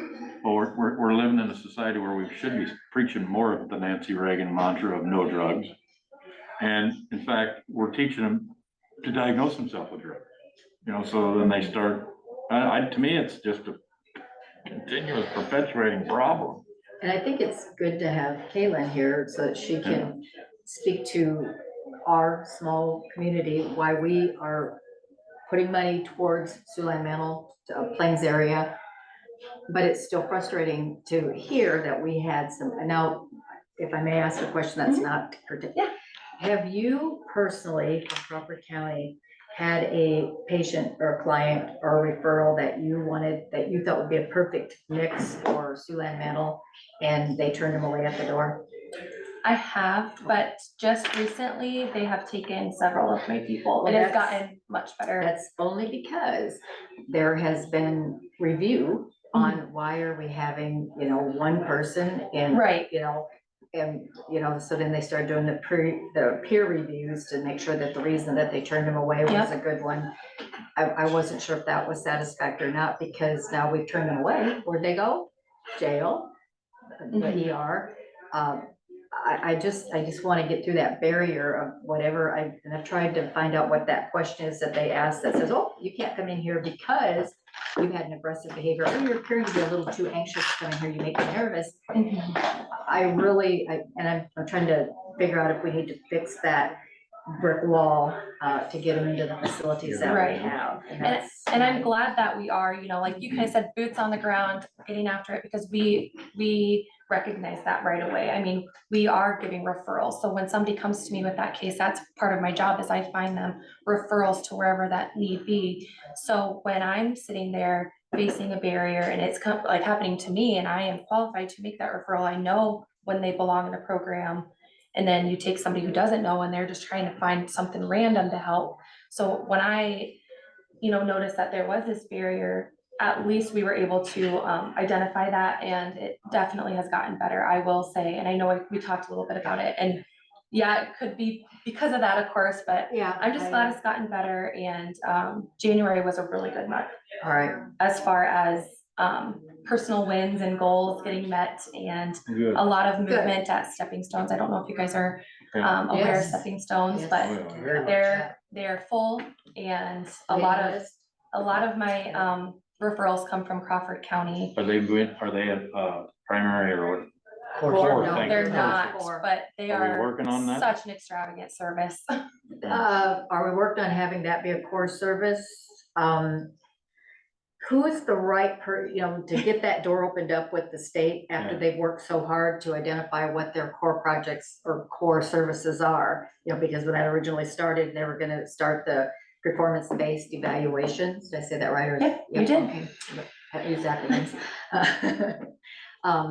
It was frustrating to see that that was not part of what they considered to be a core service. And so we struggle, but I don't know if it's that the door is already shut on creating more core services because we're having a hard time financing the core services, correct me anytime, that we have, you know. So if we try to say that we have to have another one, that's just gonna involve more financing, because if it's core, then you have the Obligation.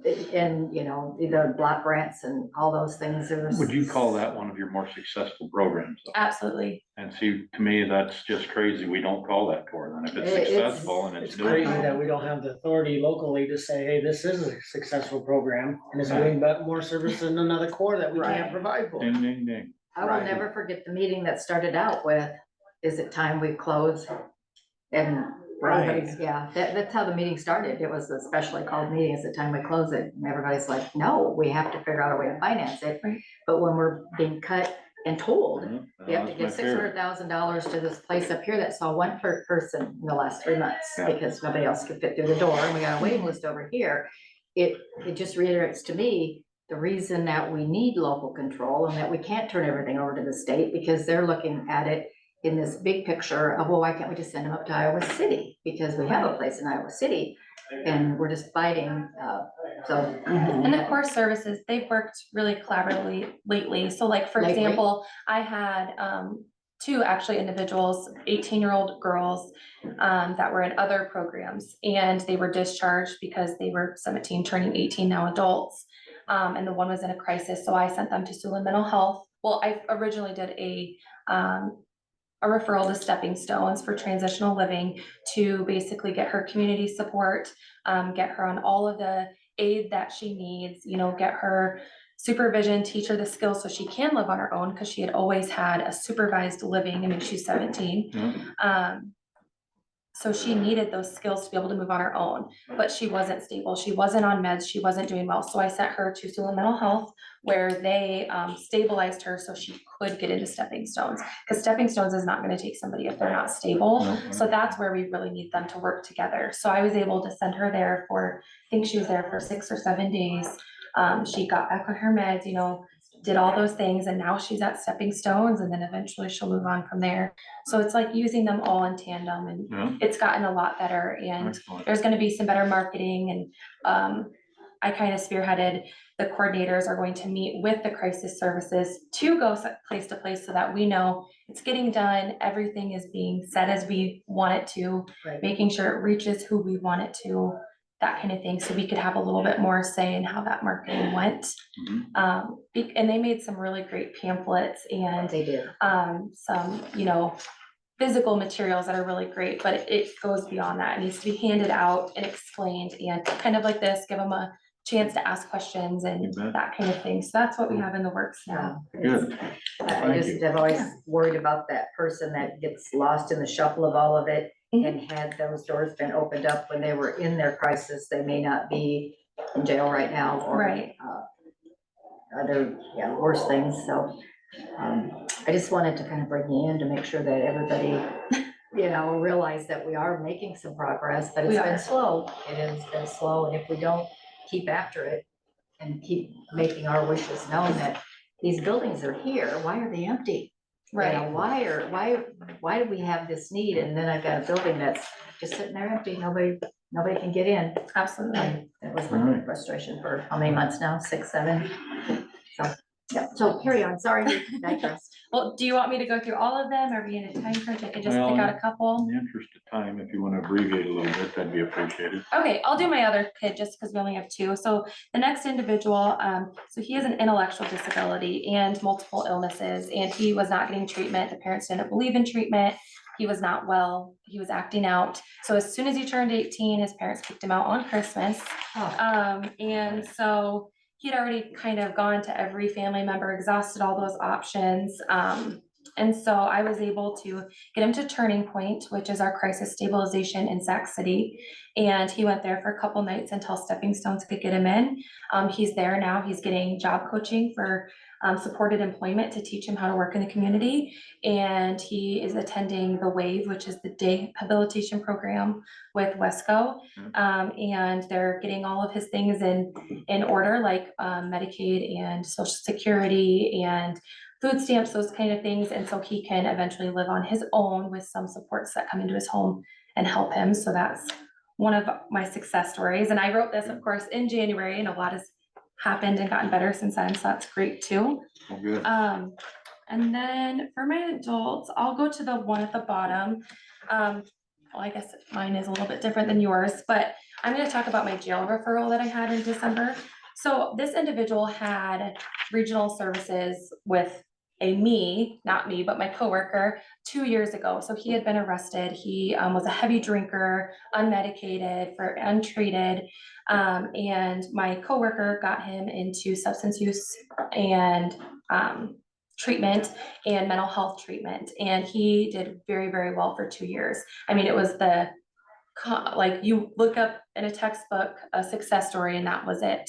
Well, he, over the holidays, missed one of his appointments. He did not have transportation and missed an appointment. And so he did not get his medication refilled. And no medication, his symptoms were elevated, and his depression came back and his anxiety symptoms were high. He's bipolar, all of these things, he's not getting treatment because he missed his refill. And that resulted in him drinking and making a poor decision, and he was arrested. And I came and visited him in the Crawford County Jail. I was able to get him back on, well, first he was released, and so he contacted me. I had talked with him in the jail, left my information. So when he was released, he called me and said, we talked about this plan and you got me in here to do this and this. Well, there's a waiting list until the end of January. And this was the beginning of December. That's 2 more months. And he goes, I can't get my medication without getting. So I was able, like, one of my perks of my job is I was able to talk to the social worker at St. Anthony's and get him in that same day so he could start meds. And now he's back on his meds and doing well. And he's at Plains area also getting therapy. His meds got changed over to Plains area rather than his primary doctor. That way he could have that flexibility to be able to get his meds and not have to wait on a 6-week wait list when he misses an appointment. Sure. And he's getting case management where someone's checking up on him regularly. They're helping him apply for additional things. And so that was a success story. And that really does tell you how much treatment helps and someone checking in on you helps, because he did perfectly fine for 2 years while he was on that regimen, but it just takes one missed thing and it totally sent him rumbling. But And I ends up met in him in jail. jail and Yeah. unfortunately he did, but it's a Yeah. good thing he did because I was able to touch base and got him back on track. So It's such a success story because just knowing that for 2 years with that help, knew he needed it, he had your information, and that's what it's all about. absolutely. Thank you. So there are others and you guys are welcome to look through them. And if you have any questions or ever have a referral, if you have any agencies you want me to stop by and talk about my services or network with, my information is at the bottom of the page. Again, you could find my business cards in Louise's office. I'd just like to add that I hope if you have any needs that you feel, you can bring it to this board and we'll do what we can to help you. Absolutely. And I guess I would just add too, as a first year board member on the Board of Supervisors, I didn't know that your position existed, to be honest with you. And There we go. serving on the Denison School Board and then just having friends of parents, your friends they go through issues also. And sometimes I think the topic of discussion is always, I don't know where to turn. I don't know who to talk to. More often than And, sometimes you're like, I don't know who you should be talking to either. And so now I know you're that person that they need to talk to. Yeah, and that And happens. A so- lot of times they don't know what they qualify for, so they don't know who to Right, go with, and and that's what I'm that's what for. you do, Yep. exactly. And so I'm glad that, Jean, thank you for setting this up. Well, it's also such a personal issue that for parents to have to admit that my child's not doing well, they would just as soon not have to have that conversation. And if you know that there's somebody that's trained in it, that, it's a good thing to talk about it, not a bad thing to say little Johnny's having all these behavioral issues and I just don't know what's wrong. All my other kids are just fine, but this one seems to be acting up. Something is up with this one child, so get them the help that Right. they need young and don't let it just multiply into it's such a big problem, we can't fix it. So Right. A lot of thank you times again. they don't fit into a little box. And so when they go to one place and bring their child and they're like, oh, we can't help you, then they're discouraged to Right. to reach out again for help because they're like, oh, we can't help you. But Yeah. I will never have that answer. I will find somebody to help even if We're- that we're is lucky me. to have you. Thank you. Yes, thank you guys for Well, having me. thank you, Caitlin. We Thanks for coming appreciate in. you coming. Yes. thank You're you welcome guys. anytime. Yeah, very productive. Thank you. Yes. Okay, Have a discuss and take action on our 1025 liquor license for the stables at Copper Ridge. Well, Mr. Chairman, I would make that motion to approve the liquor license for Stables at Crawford. I will second that. This motion was made by Mr. Mulbauer and seconded by Ms. Hayden. All in favor, signify by saying aye. I, Opposed, no. Chair votes aye. Motion carries. Discuss uses for the opioid settlement funds. I think it was 53,000 or something like Almost that. 54. Almost 54. and some change. And who would like to open Well, discussion? here's the, but after listening to her, if within that mission, some funds could be used to help make sure that she has the resources she needs to identify things, I would, think that would be a good use. I haven't looked through the entire, what it's, but isn't it mental health? That's good use for it. It's in the packet. It was emailed out too, and I Right. appreciated Yeah. your response back and Kyle's to Yeah. looking it over. Is this something that comes every year? It's part of the lawsuit. No, there was a lawsuit that was filed against the Is this a opioid. one-time payment? to No, all we counties? get money all the time. All the time now? Yeah, Oh, that's how we're up to 53,000. 53,000. We So just it's got every- another deposit not that long How long ago. did it take to Probably Martha accumulate was in here. 53,000? That's like 3 or 4 different Wasn't there a finite amount though? deposits. I Don't remember. I don't know. I could look at the info that I have. Okay, And we have not given it out. We have prior to- not, and I know there's some, some instructions, some guidelines that need to be followed. some can'ts and cannots. Yeah, exactly. But it's basically to remediate opioid abuse. And who all got it? Did counties, cities and school districts? or- I know the No. counties I'm not did. sure about the cities. I know, I'm not sure either. I'm not sure And there's how far it went. I don't know about school. There's another one going with like Walmart, Walgreens and so forth. so they Yeah, need to there's get more like- money. 2 or 3 different sources of the funding that's going into this fund. But there's some, I did email it out. I just thought with it building, Right. it was a conversation you all need to start having and have thoughts about. I know Colin was the initial, started that contract, got us to be part of that, the claim. And so he may have some ideas and some, eventually, I know he's busy on a lot of other stuff, Do so we I have a didn't want to deadline? throw it. I don't know I didn't if see there's a deadline, to be honest with you. I don't know. My first thought, and I mean, I'm open to any ideas, but my first thought went to our school-based mental health therapist that's Yep. already partially funded through Rolling Hills and DCAT. Yep. I mean, that's just what we talked about, trying to reach kids where their Yep. needs are. Right, But there's a whole list of options that we can do. right. I mean, there's Jackson Recoveries right here in Denison, and I'm sure they deal with opioid abuse all the time, which probably bleeds out into some of these other areas that you're talking about, whether it be children, whether it be young adults. All the stuff that Kaylin's dealing with and stuff too, so. That's where my, Do you, So when you mentioned that person, Dave, that you just said through what organization or what agency? she's actually employed through Great Plains, if I Okay. remember right. So she But goes, But she is subcontract, Sarah Adams. Plains area. Or Plains area, you're at Great Plains, thank you.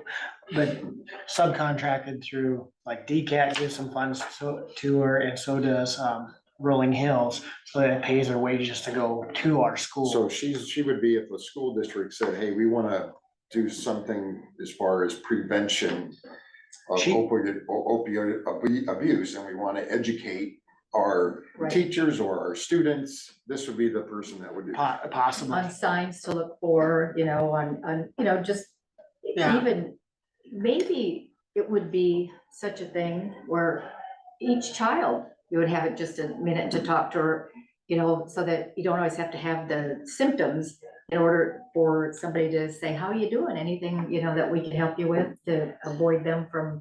I mean, I guess when I read through that, that's what I thought too, was the prevention aspect is where I think you need to Yeah. focus, and that would make me go through the school district, so I thought we would have a discussion with the school districts to see what, you know, would benefit them the most, but I didn't know that there was this person that you just mentioned, that sounds like that's what they do. And what I like about, sorry, to jump in, what I like about something like that, or if it's Jackson, it covers the whole county. She's already in each school district that's in Crawford County now, where Jackson covers our county already now. Right. It's not starting fresh and trying to design some new person to fill this need. Gene, go ahead. When I think about prevention, I think about talking to a person before it's an issue. So for me, prevention might be that you would have more time to visit with kids who aren't acting out and showing the behavioral patterns. You could have just this opportunity, and that trained person is going to be able to possibly tell that there's something underlying a little bit that maybe, you know, you haven't started acting out yet, but, you know, and I'm not a professional, but just, is everything going on okay at home? Is there, you know, anything you'd like to tell me about, you know, I just, as prevention, as far as I'm concerned, not waiting until they're at school. You know, when you see on the national news that, was it a 6-year-old that took a gun to school and shot the teacher, you know? And there were signs out there, but everybody just wanted to look the other way. I think that training, you know, there are behavior patterns that indicate issues, but then there are the children that keep it so deep inside that nobody notices. They're just kind of quiet. They don't bother anybody, but it's building, you know? So prevention to me is an opportunity, whether you're displaying behaviors or not, that you could just maybe go and, I don't know. I mean, because when you read through that, didn't it sound like it had to be pretty opioid specific? Yes. It's gotta be for the It opioid does. stuff. I mean, Well, then that's gonna take it out of school because. Well, it still says in here you can go to schools, it's just. It's education, opioid prevention. education. That, Doesn't help my prevention problem. But, and that's geared to, I mean, it's opioid funds. So Right, right. I did have another thought too, I mean, with the pregnant postpartum women, it's part of it. Another option could possibly nurse care consultants, that type of thing, and that's already through public health, which I mentioned to Gene. Mhm. You know, that's reaching out to our pregnant or postpartum, I mean, that's another entity that's already in use that is connecting to people in our county.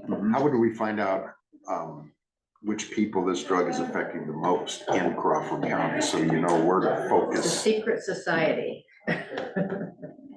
you know? I would think that'd be a good public. Because health when you talk about, you know, pregnant women, and then it's like, well, we've never had one that's, you know, been, how do we know that? Why How don't can we I find call out? Kim and kind of see how what she sees in her department as part of that. I could maybe talk to Dawn and see. I don't know if that, you know, how do you dissect mental health from the fact that you're addicted to opioids? That's kind of a secret, who is addicted. you're surprised they're out there. Quite a few. Well, that's one thing I do like about the school aspect, is getting in front of kids that, whether they have a mental health issue or not, or at least the general school population is understanding that these are addictive, this is what the funds are trying to prevent you from doing down the road. I mean, it's education for the next generation. So Is you it- could have a speaker come, hire a speaker to come to assembly. Remember how we used to have I remember assembly? that. Really? They had them there? You know. You know, and try to In get my in prime, Gene, front in my prime. of, get out in front of it. Have an assembly, kind of a situation where you hire a person who can educate from all ages. what to look for, what to stay away from, you know, how it affects you and. Okay, and so who do you suggest? Facilitate. Who do you suggest we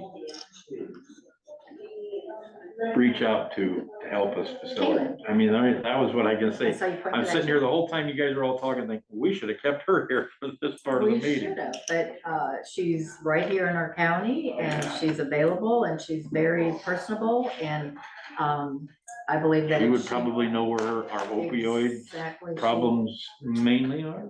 I think I think it's a good idea to do something in the schools. starting with You know. kindergartners, I think she's a good resource. I know. I think public health would be a good resource. talk to Kim. I'm more worried about teens and maybe even as low as junior high, having to had some opioids and then ended up, abusing them because they see them in the cabinet, Yep. Right. We're all good at speaking a quarter out of mom's purse. I'm sure that medicine cabinet in the Sounds living like room or in the that's right. kitchen and the bathroom's a little easier to sneak out of mom's purse. And even with public health, they kind of have the know in different areas, whether it's nurse care consultants, they know, I mean, they're The working home with healthcare nurses that are the home going. health care, the school-based mental health there, but they're all involved with all those entities. I mean, I think they'd be a good resource too. Yeah.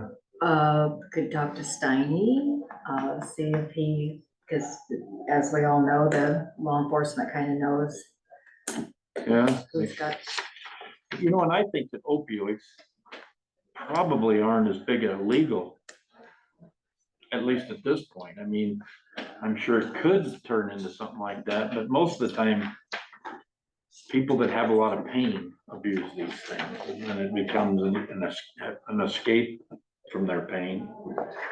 And I mean, they have different kinds of pains, obviously, but I don't, it's just like smoking. People that smoke pot, they don't start bar fights very often, I mean, it's They don't stop a So meter. some of that- Well, they like Scientific the studies video, done, my or what? goodness. But you see my point, I don't, but that's actually something that you would probably, it might register on the police radar, but. And I don't know if opioids are considered a gateway where you'd see, well, like she said, you have a mental health issue and then you right. reach to whatever else you can, and then that leads to a bad decision to a bad decision. Well, and if anybody's going to ISAC next month, I am. I'm talk hoping. to your affiliate and find out if Yeah, they've started contributing any of their funds. excellent and point. So excellent. once Just we see what they're determine, doing. Once we determine, let's say that we want to get a media campaign, or just pick that, because that's what I'm looking at. Do we find out the cost? Is it up to the supervisors to kind of facilitate? What's the cost of a media campaign gonna be, or do we have? No, I think you figure out how, and then, if it's gonna go through the school, maybe you speak to the school board, or Have them I don't propose even it. know, and let them propose Mhm. that event.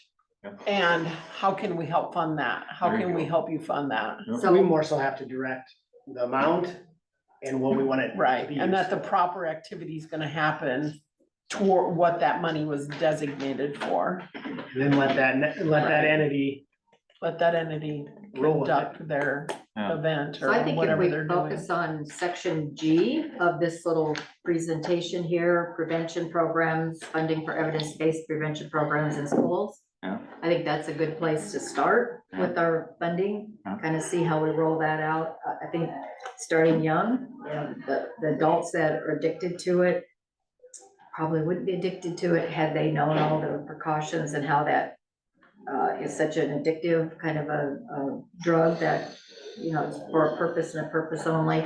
I don't know. I would say we maybe focus on prevention programs in the schools to get some of the I education. think out that there. could be a part. I would like to also consider, which, I mean, is Plains area, or who do these people that have, once they've discovered an addiction, who would they be directed to? By Kayla, or Kaylin, who would, Right, that might need some funding from this right, to help facilitate some treatment type things. because doesn't the in-school therapist come from Plains area. Yes. So that's. So what I'm thinking. maybe that's the beginning of the chain. Yeah, I don't know. I'm I just think we saying. gotta be aware of making sure that the funds are spent within Crawford County. Right, yeah, You know, we don't wanna go to Rolling Right. Hills or Plains and here's funds to do whatever No. with. I mean, because other counties have their own opioid funds. well, that's why I like you talking about the counselor or the Right. psychiatrist that's going to the schools. then this might bring about, if you do give to an organization, a 2080. Yeah. With requirements of how those funds are to be spent and Yeah. maybe a report back to you. Telling how they were spent, so you can ensure that they were spent appropriately. And our people from, yeah, I mean, we're doing that already with not-for-profits that we currently fund, we have 2080s with them. So would you suggest going to the school first or to It's up to us. I Plains don't know. area right down in the strip mall? Go in and talk to the person that's in charge I of don't it, I know. believe her name is Kim I think, also. I think Terry hit it. Hit it? I don't think there's nothing, we haven't spent them yet. There's nothing wrong with us reaching out to other supervisors and in particular at the Okay. meeting next month to really Right, cause you get might some find ideas, that, because there's yeah, some of them that are probably already rocking and rolling on this in some of the counties that are larger and, right, Story County, I mean, talk to one of them or something. I mean, they're pretty active in these types of things, so. Can't think of her name right off the top of my head, but a couple Yeah. of pretty sharp supervisors over there. So we've already received the funds? yeah, Yeah, I think it's on the back of that, But it doesn't, our fund balance. So we have to report, I guess, do we have to report back? I mean, since we have the money, we're required to just spend the money, For remediation, right? yeah, I'm just saying if, and we, I'm sure eventually an audit will happen, That's what I and was they're wondering. going to Okay. want to know how we spent it, yeah. where it went. A potential audit is in the horizon. Same with ARPA, yeah. okay, all right, I That's, found it. that's how much there is. So shall we take, well, it wasn't to take action anyway, was I it? think we're Right, just it was just to brainstorming start the ideas. thought, Start the discussion. yeah, keep it in the So- forefront of your minds and. Good discussion.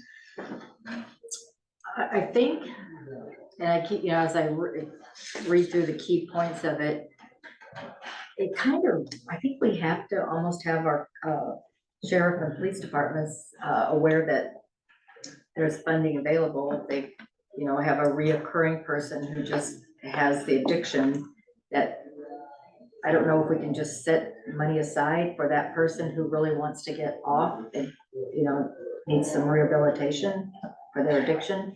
Did you send that out to other department heads at all? No, I Wouldn't that kind of pay for It's a not their counselor fee or responsibility. something? No, I know, I just mean I it did not. as far as like Have a sheriff counselor? or. Ensure that healthcare providers are No. screening risk factors, and know how to appropriately counsel and treat a patient for OUD treatment.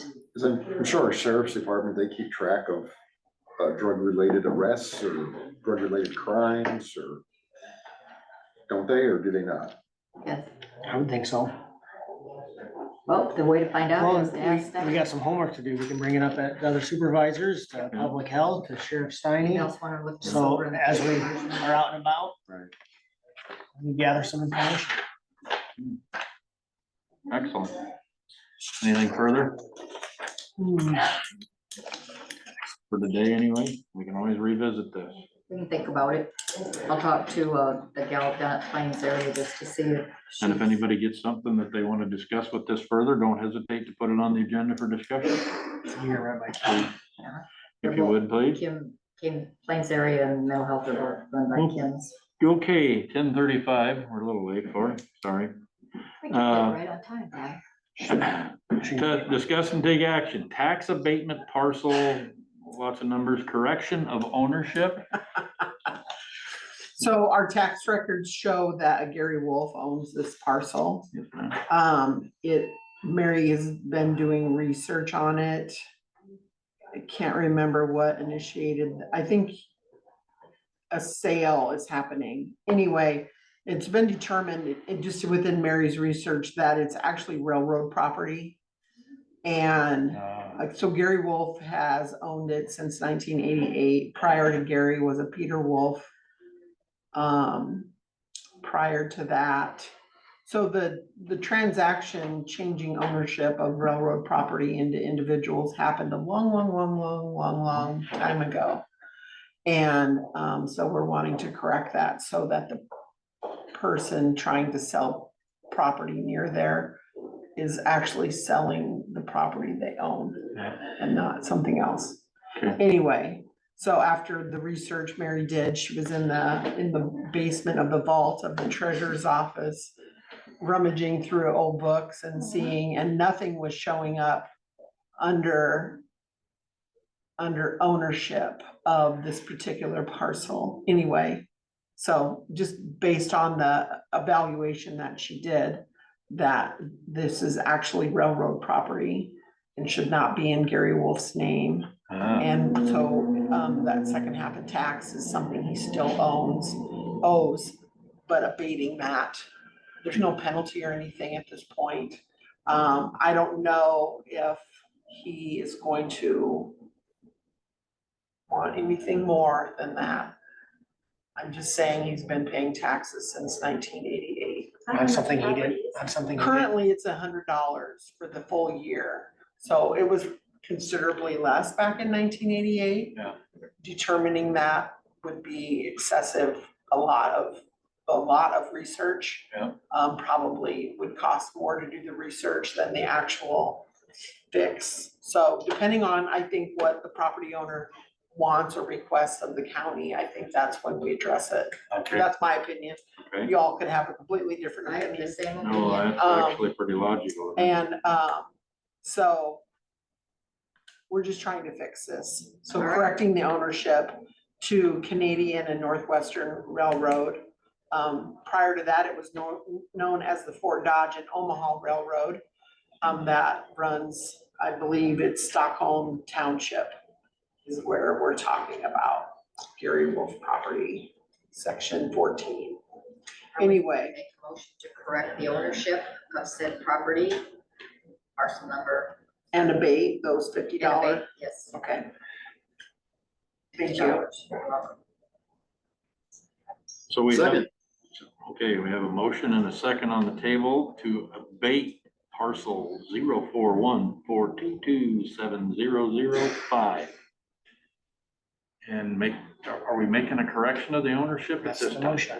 Okay, and that is the motion to correct the ownership. Yeah, And you- abate and Abate- correct. Abate and correct ownership. Yes. Cleans it up.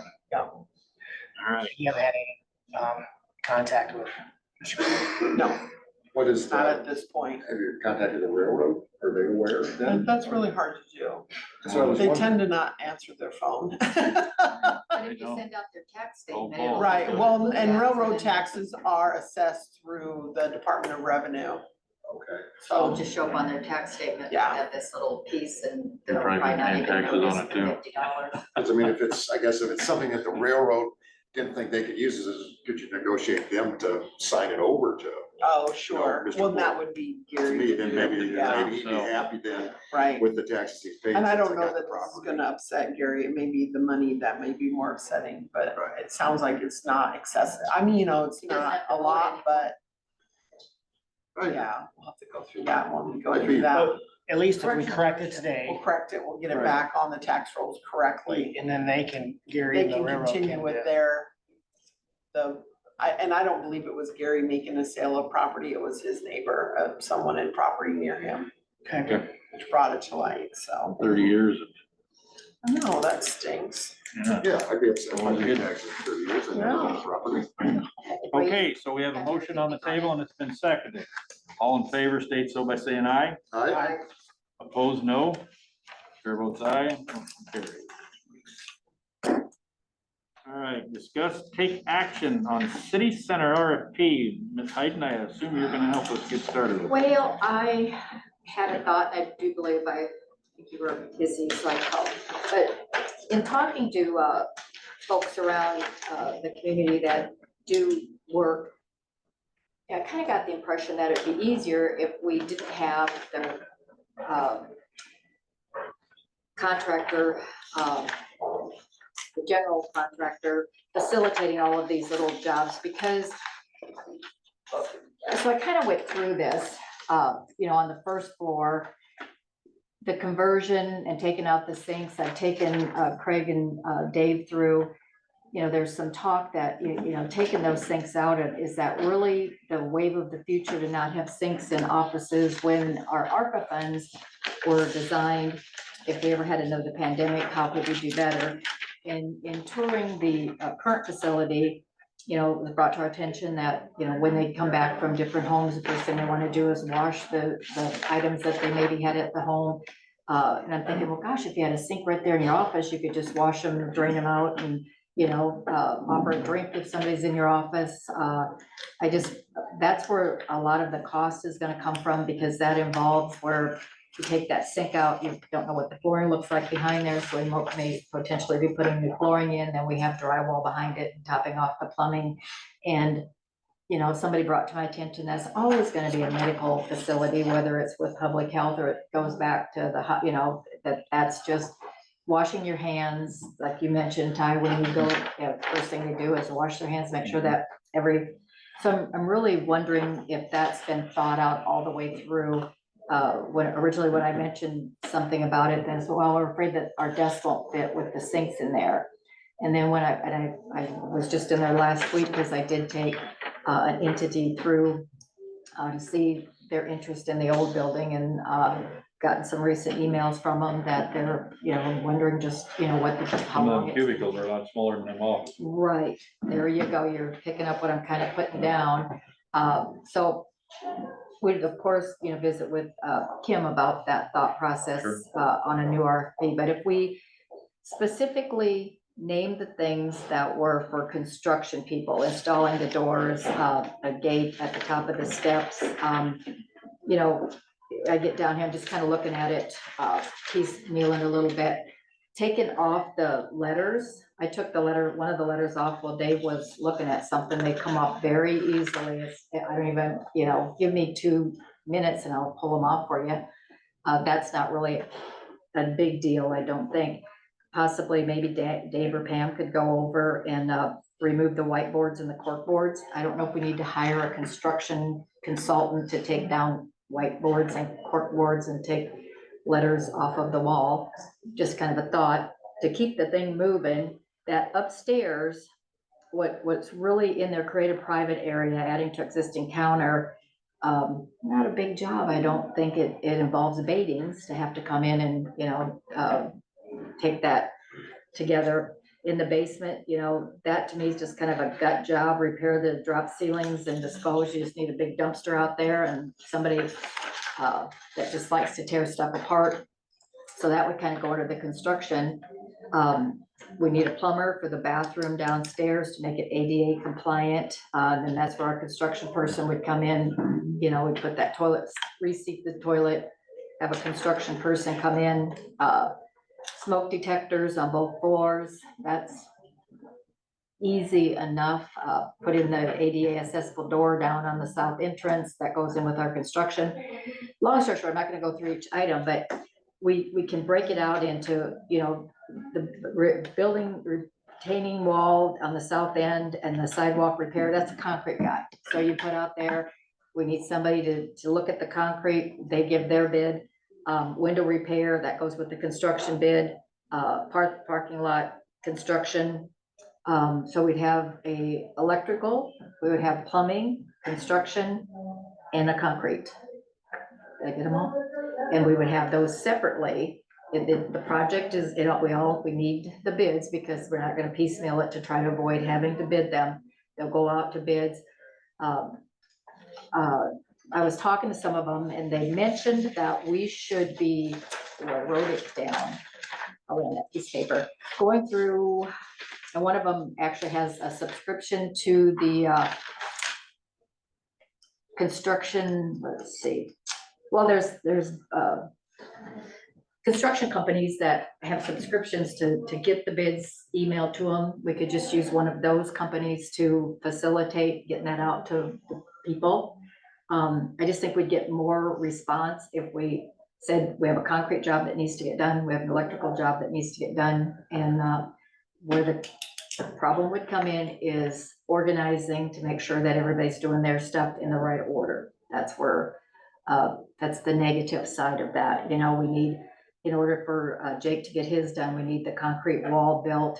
We need the, you know, and then the electrician with Jake's part of it and with our part of it, they could work together. Did we ever hear anything back from Tom Hass? No, Maybe I should give him a call and see if he's got any insight. Just a thought, because I just think, you know, finding a contractor, and I prefer is be somebody from Crawford County, of course, that wants to take on this as the general contractor.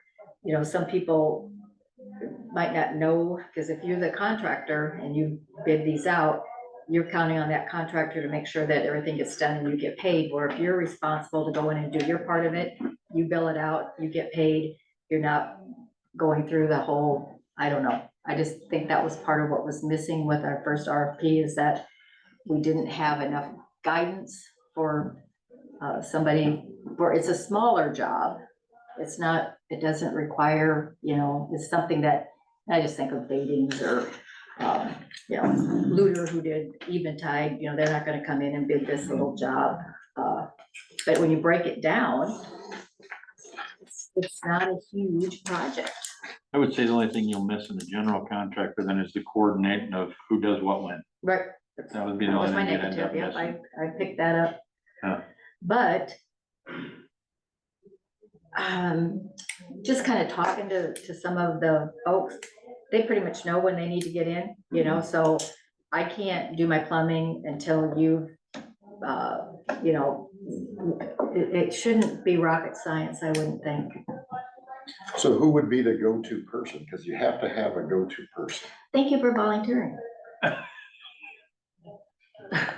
No, who would? I don't know, Cause you could spend a lot of extra time and money if Right. things aren't, it's built. And that's, You can't expect, I guess, to me, the plumber to contract the construction guy, because I'm the plumber. I bid my plumbing.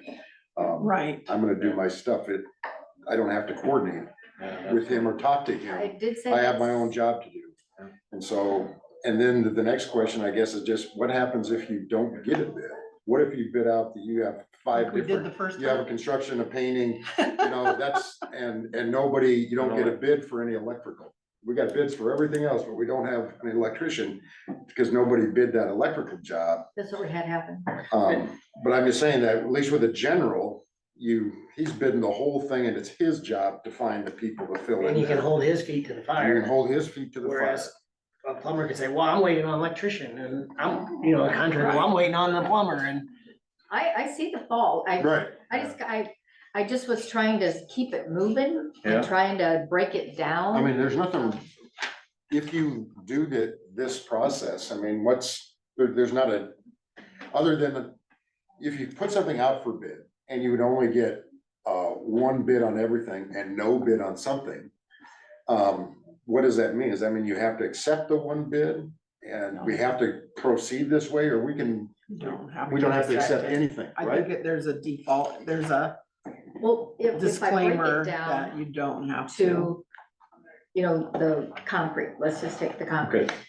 That could be done anytime. That does not affect inside. So if you had a contract, a guy that does concrete and said, well, I can do that retaining wall and the driveway and the sidewalks next Thursday, that could get done, can be done. Got that done at the price out there. So we kind of start knowing some prices. Electrical Well, then needs to be potentially done. some of it you could separate out. Maybe figure out the things that need to be coordinated, and, you know, painting has to be last, because you know, gonna tear out for the door into the bathroom. Sure don't wanna have it painted, and then they come in, so, you know, the normal progression of what has to happen, maybe to the guys that do this, or gals that do this every day, would know, well, I'm not gonna paint till you get done with yours, but there does need to be that coordinating person. I mentioned that's the part of my suggestion that I was hoping somebody else. Okay, Dave? 2 questions for you. This one, all this remodeling is gonna come from ARPA funds, that's what was decided when the Yes. building was Yes, bought. yes. I mean, I think for me and I think for Craig, it'd be nice to know the breakdown of our ARPA funds again, or fine tune it, to know what that amount's gonna be. It's like what came first, chicken or the egg, you know, we can say we think this is gonna be X amount, but if somebody could just tell me what you're gonna charge me for the concrete and the painting, then I could plug that number, I can plug any number in. You're wanting to If know. you had a bid, you could plug a number in. That's Right. right, that's kind of chicken and the egg thing, Right. I could guess from the very beginning Originally, what we we set thought aside $1.5 million when we were gonna build a building up by the hospital. Right. but We're down to to it, yeah. And then I guess the other, yeah, 7. do we know, I mean, does this cover, I think we talked a little bit about it. We did, Is the roof and the windows and the Well, foundation the windows are and all in that here. been inspected? Windows are Before in we here. do, The windows suck. Sorry. Windows I know, but I mean, the roof, I mean, has that There all was- been, before you start doing all this remodeling and the windows are The in here and the that's the eaves building and that. itself? Yeah, the windows are in here. For replacement, Um, Building, retaining wall south of the building, sidewalk, window repair, trim and paint, possible rot, rain gutters repair, south parking lot. And I get the chicken and the egg, I just, it's Right. yeah. nice to know a dollar amount, what will this cost? Just a place to keep it moving, that, you know, we're just, And we've kind of, you know, But especially. I think without a general, that you could really get stalled up with. They didn't take care of that, they didn't take care of that, well, that's not just what you said, Craig, that's not my responsibility. You gotta have one person that you can point and say, Right. Keep And this so when moving. our city inspector comes around, who's gonna respond to the inadequacies of that inspection? Who, you know what I mean? Who deals with that? that's a good point too. Hadn't even thought about. so the have we had city anybody inspect the building? Yeah, Yeah. we City did. inspector actually been through it. What inspector? The city The inspector. city inspector. So so then did he have input on the window repair, trim He and doesn't care paint? about that, No. He doesn't care about that. he cares about Okay. bathrooms and safety and, you know, ADA stuff, well, smoke alarms, yep, we got all that's what that. he does. Cause I mean, I'm just curious, Dave made a good point, I mean, it says window repair, trim and paint. What if they go in there and they say, hey, you need replacement, you need window replacement, you don't need window repair, you Right. need Well, replacement. Some of them do need replaced, And so as that's- we that's a found whole from that different flood cost. that happened. And that's, Who would we have make that decision is what I'm asking, Right. who would decide, or who would we believe if they said these windows are no good? You know, is it Ty telling me, or is it I a don't know. construction guy telling me? well, Better ask the I would, construction yes, guy. exactly. That's what I mean. Or telling me that they're good. we just need somebody to say they'll do that job for us. well, and ultimately, if we put this RFP out, Again, You don't wanna put this no, one no, out. or revised one out Okay. again, sorry. Yeah, no, I get it. And you get a dollar amount from, hopefully, you have an idea where to start with, but. I know, I I know, mean, all of these industries are extremely busy. They're booked. Sometimes you talk to a Right. contractor Probably and months say, out from. I'd like to get my anybody. windows replaced. Well, maybe next year I'll be there. Right, yep, if you get the So, windows in. If we can get them in, it might be next year. So you might not get, once again, I know. even with a better RFP, you still might not get a response, whether you do it as a well, what do you, whole or as individually. what do you think about taking the things that are obvious, that can be done, without coordination? If I may put it that way, we know painting is gonna be the last thing, that's, right? Right. My I question, would agree, Gene. how, with the Board of Health, is there any inkling, I mean, are they discussing the board itself, not Kim or Lynn or any of them, I mean, the board, have they walked through it, have they said, we want this, this, and this, or have they started to? I've been on the board exactly one meeting, so that to my knowledge, I doubt it. How's that? You know, Probably I mean, unlikely. A year and a half. where's their This input? I is mean, not this on is, their radar. well, it should be, they're the Board of Health, Yeah, I know it. you know, I I mean, know, but it's a Well- county owned building. it's kind of, exactly, but I mean, all this, right? How about I At do least to this? come to say, hey, here's what we would like done. Right. Here. That should be happening. Right. How about I agree, 'cause Okay. I'll just say that briefly, I talked to Gene about this when I talked on the phone, is that when we get all done with this, is this something that the Board of Health is gonna say, that's what we wanted done, or are they gonna say, we didn't want none of that done? Or, you know, I But just then- wanna make sure that we're on the And I same understand page. both sides of it, that we want to make sure that we do the building to what their needs are. None of us work there, so we don't understand exactly why this list is what it is. That's what their wish list is. Maybe we need to make sure that the board agrees, but the other part of that is it's a building that we let them use for, there's no rent, no, it's another government building. It would be like you saying to me, I'm a supervisor and I don't like this desk. I want a different desk, no, this is the desk you got. You have to, because I sometimes get my. Good, because I was gonna bring that up. But that's just an No, I- analogy of, at what point in time is the building the way that we're offering it with minor adjustments, or are we, and as long as we have the ARPA funds, we should do it to the specifications that they need. So I get both sides of all of that. What I'm trying to do is keep this on the front burner, so we keep it moving, so we're all in agreement on what needs to get done, so that it just doesn't end up in the back, and I have two buildings that aren't Right. fitting any So what need. would you propose? You just, I think you were thinking of something. Well, sometimes my mouth works faster than my brain, or vice versa. I get your thing about breaking it up a little bit, because maybe it's like the concrete work outside doesn't necessarily have to work with the inside. Maybe we have an interior contractor, Right. or what do you? So my question, Yeah, we don't- okay, so She's been through it lots of times. we used, so for our bathroom project, we Yeah. used a company, a design firm that helped with, and they're gonna continue to help through this project. So some of the questions you propose are really good questions. What if those windows are bad, rotten, whatever, on the verge of falling out of our building and we don't even know it at this point? Yeah. Someone like that is gonna tell us, prior, that inspection will happen through them, they'll prepare an RFP.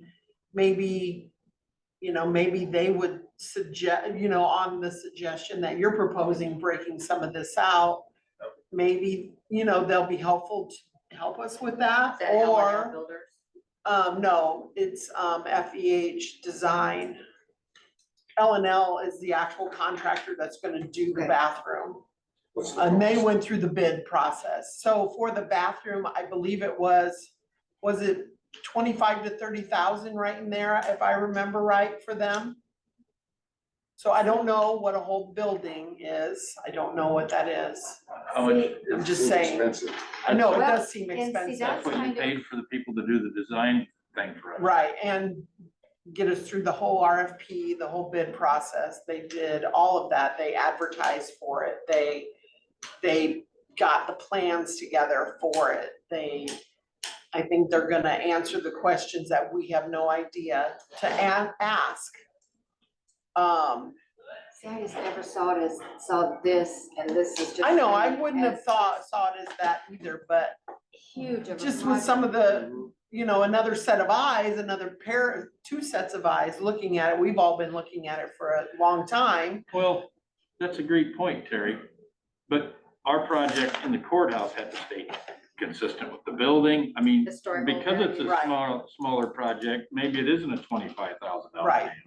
Yeah, this wouldn't have all the little things that they had to think about. Might be a bigger project, but it sure as heck So won't what be would the bathroom end up costing? more in detail. It's gonna be $375,000. So they were just under, I guess, about 8% of that total was a cost for them to Yes. design it, do the bids.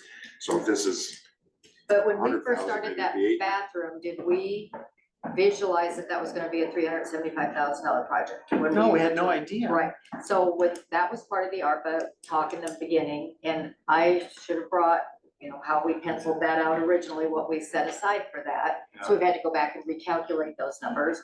Originally, it was gonna be $1.5 million for, public health, Right, brand new. Brand new, right, that was gonna be. And we definitely don't want this to be $1.5 million. No, that's gonna- yeah, that's kind of where some of the disconnect has come recently. Right. We had $1.5 million set aside for, A new building. it What else? Something was else? $1.5 million for another project. $1.5 million. I know, I can't remember. $3,267,000 is what we had. Well, then the towers, we have money set aside for the towers, the bathroom, the historical preservation And there was your of. record. I am not gonna be the project manager on this. How about that? Okay, that's good. Easier I to- I am not the person. Jake That's wants fine. to do it. That's I am fine. not, no, he's way. not. Sorry. That's fair. No, he's But I not. like where you're going with it, because we I'm don't know just what we saying, don't I know. think that's And right. you could run into something down the road that they find out that saves us. You're that right, it's cost. probably not the money we wanted to spend, whether it's 35 or 50,000 for them to tell us what it's gonna take to do this project. You know what I mean? I don't think it is the money we wanted to spend, but I think we're at a point, if the ball's gonna keep rolling, I think we gotta do something.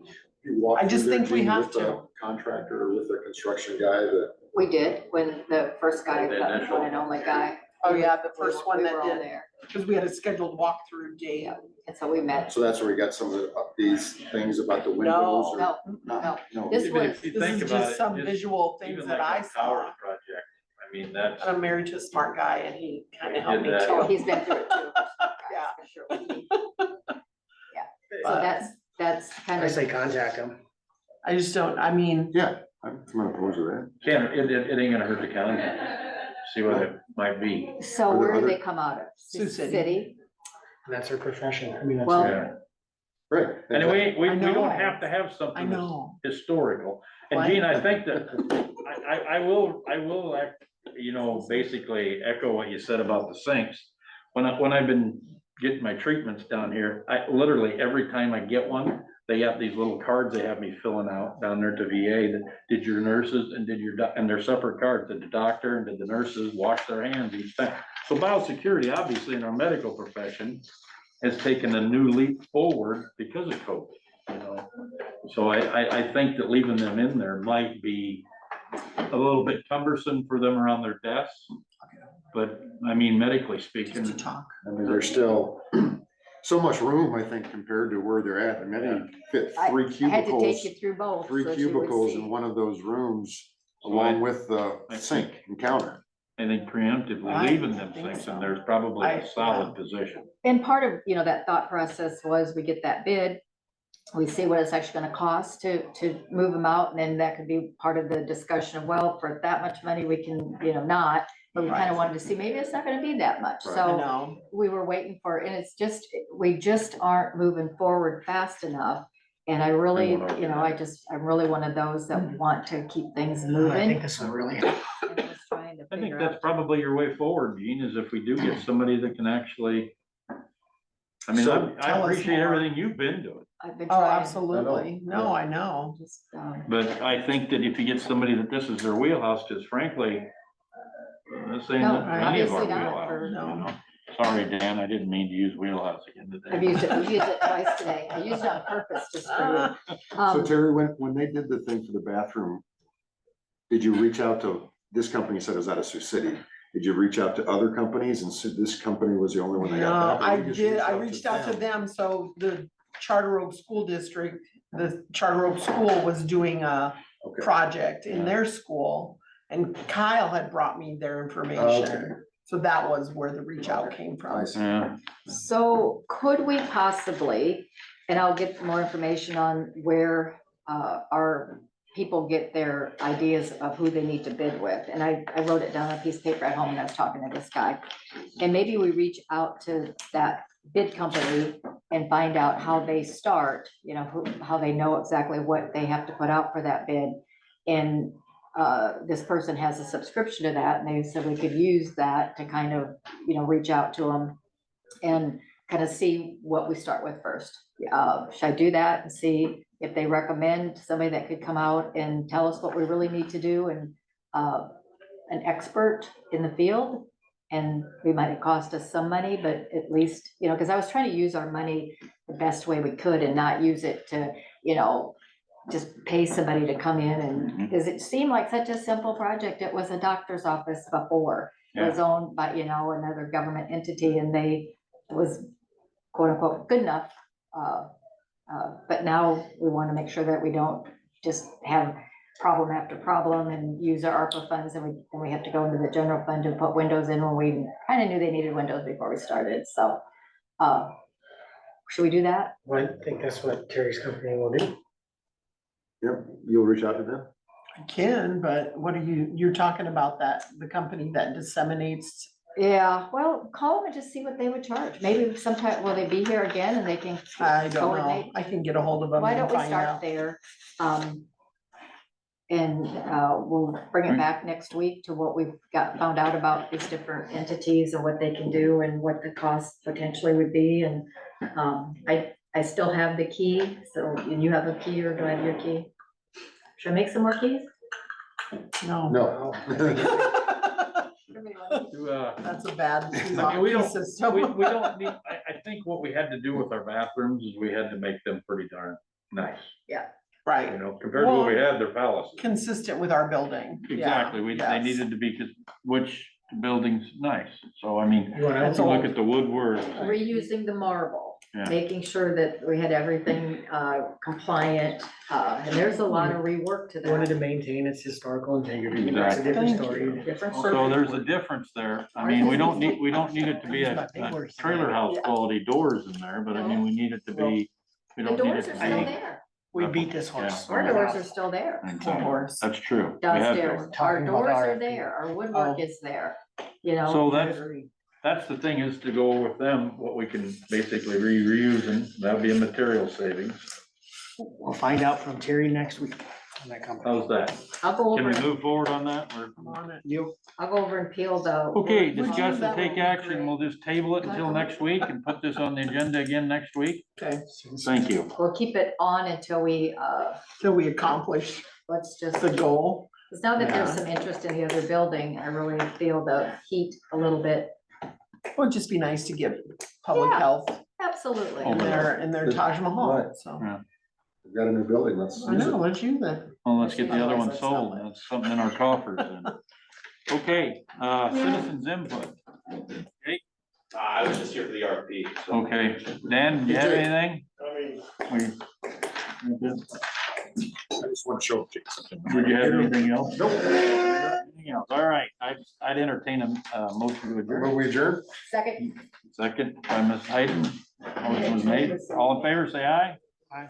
Opposed, no. Motion carries. In the meeting. Thank you I got for your this extra hour. last week. And I asked Amy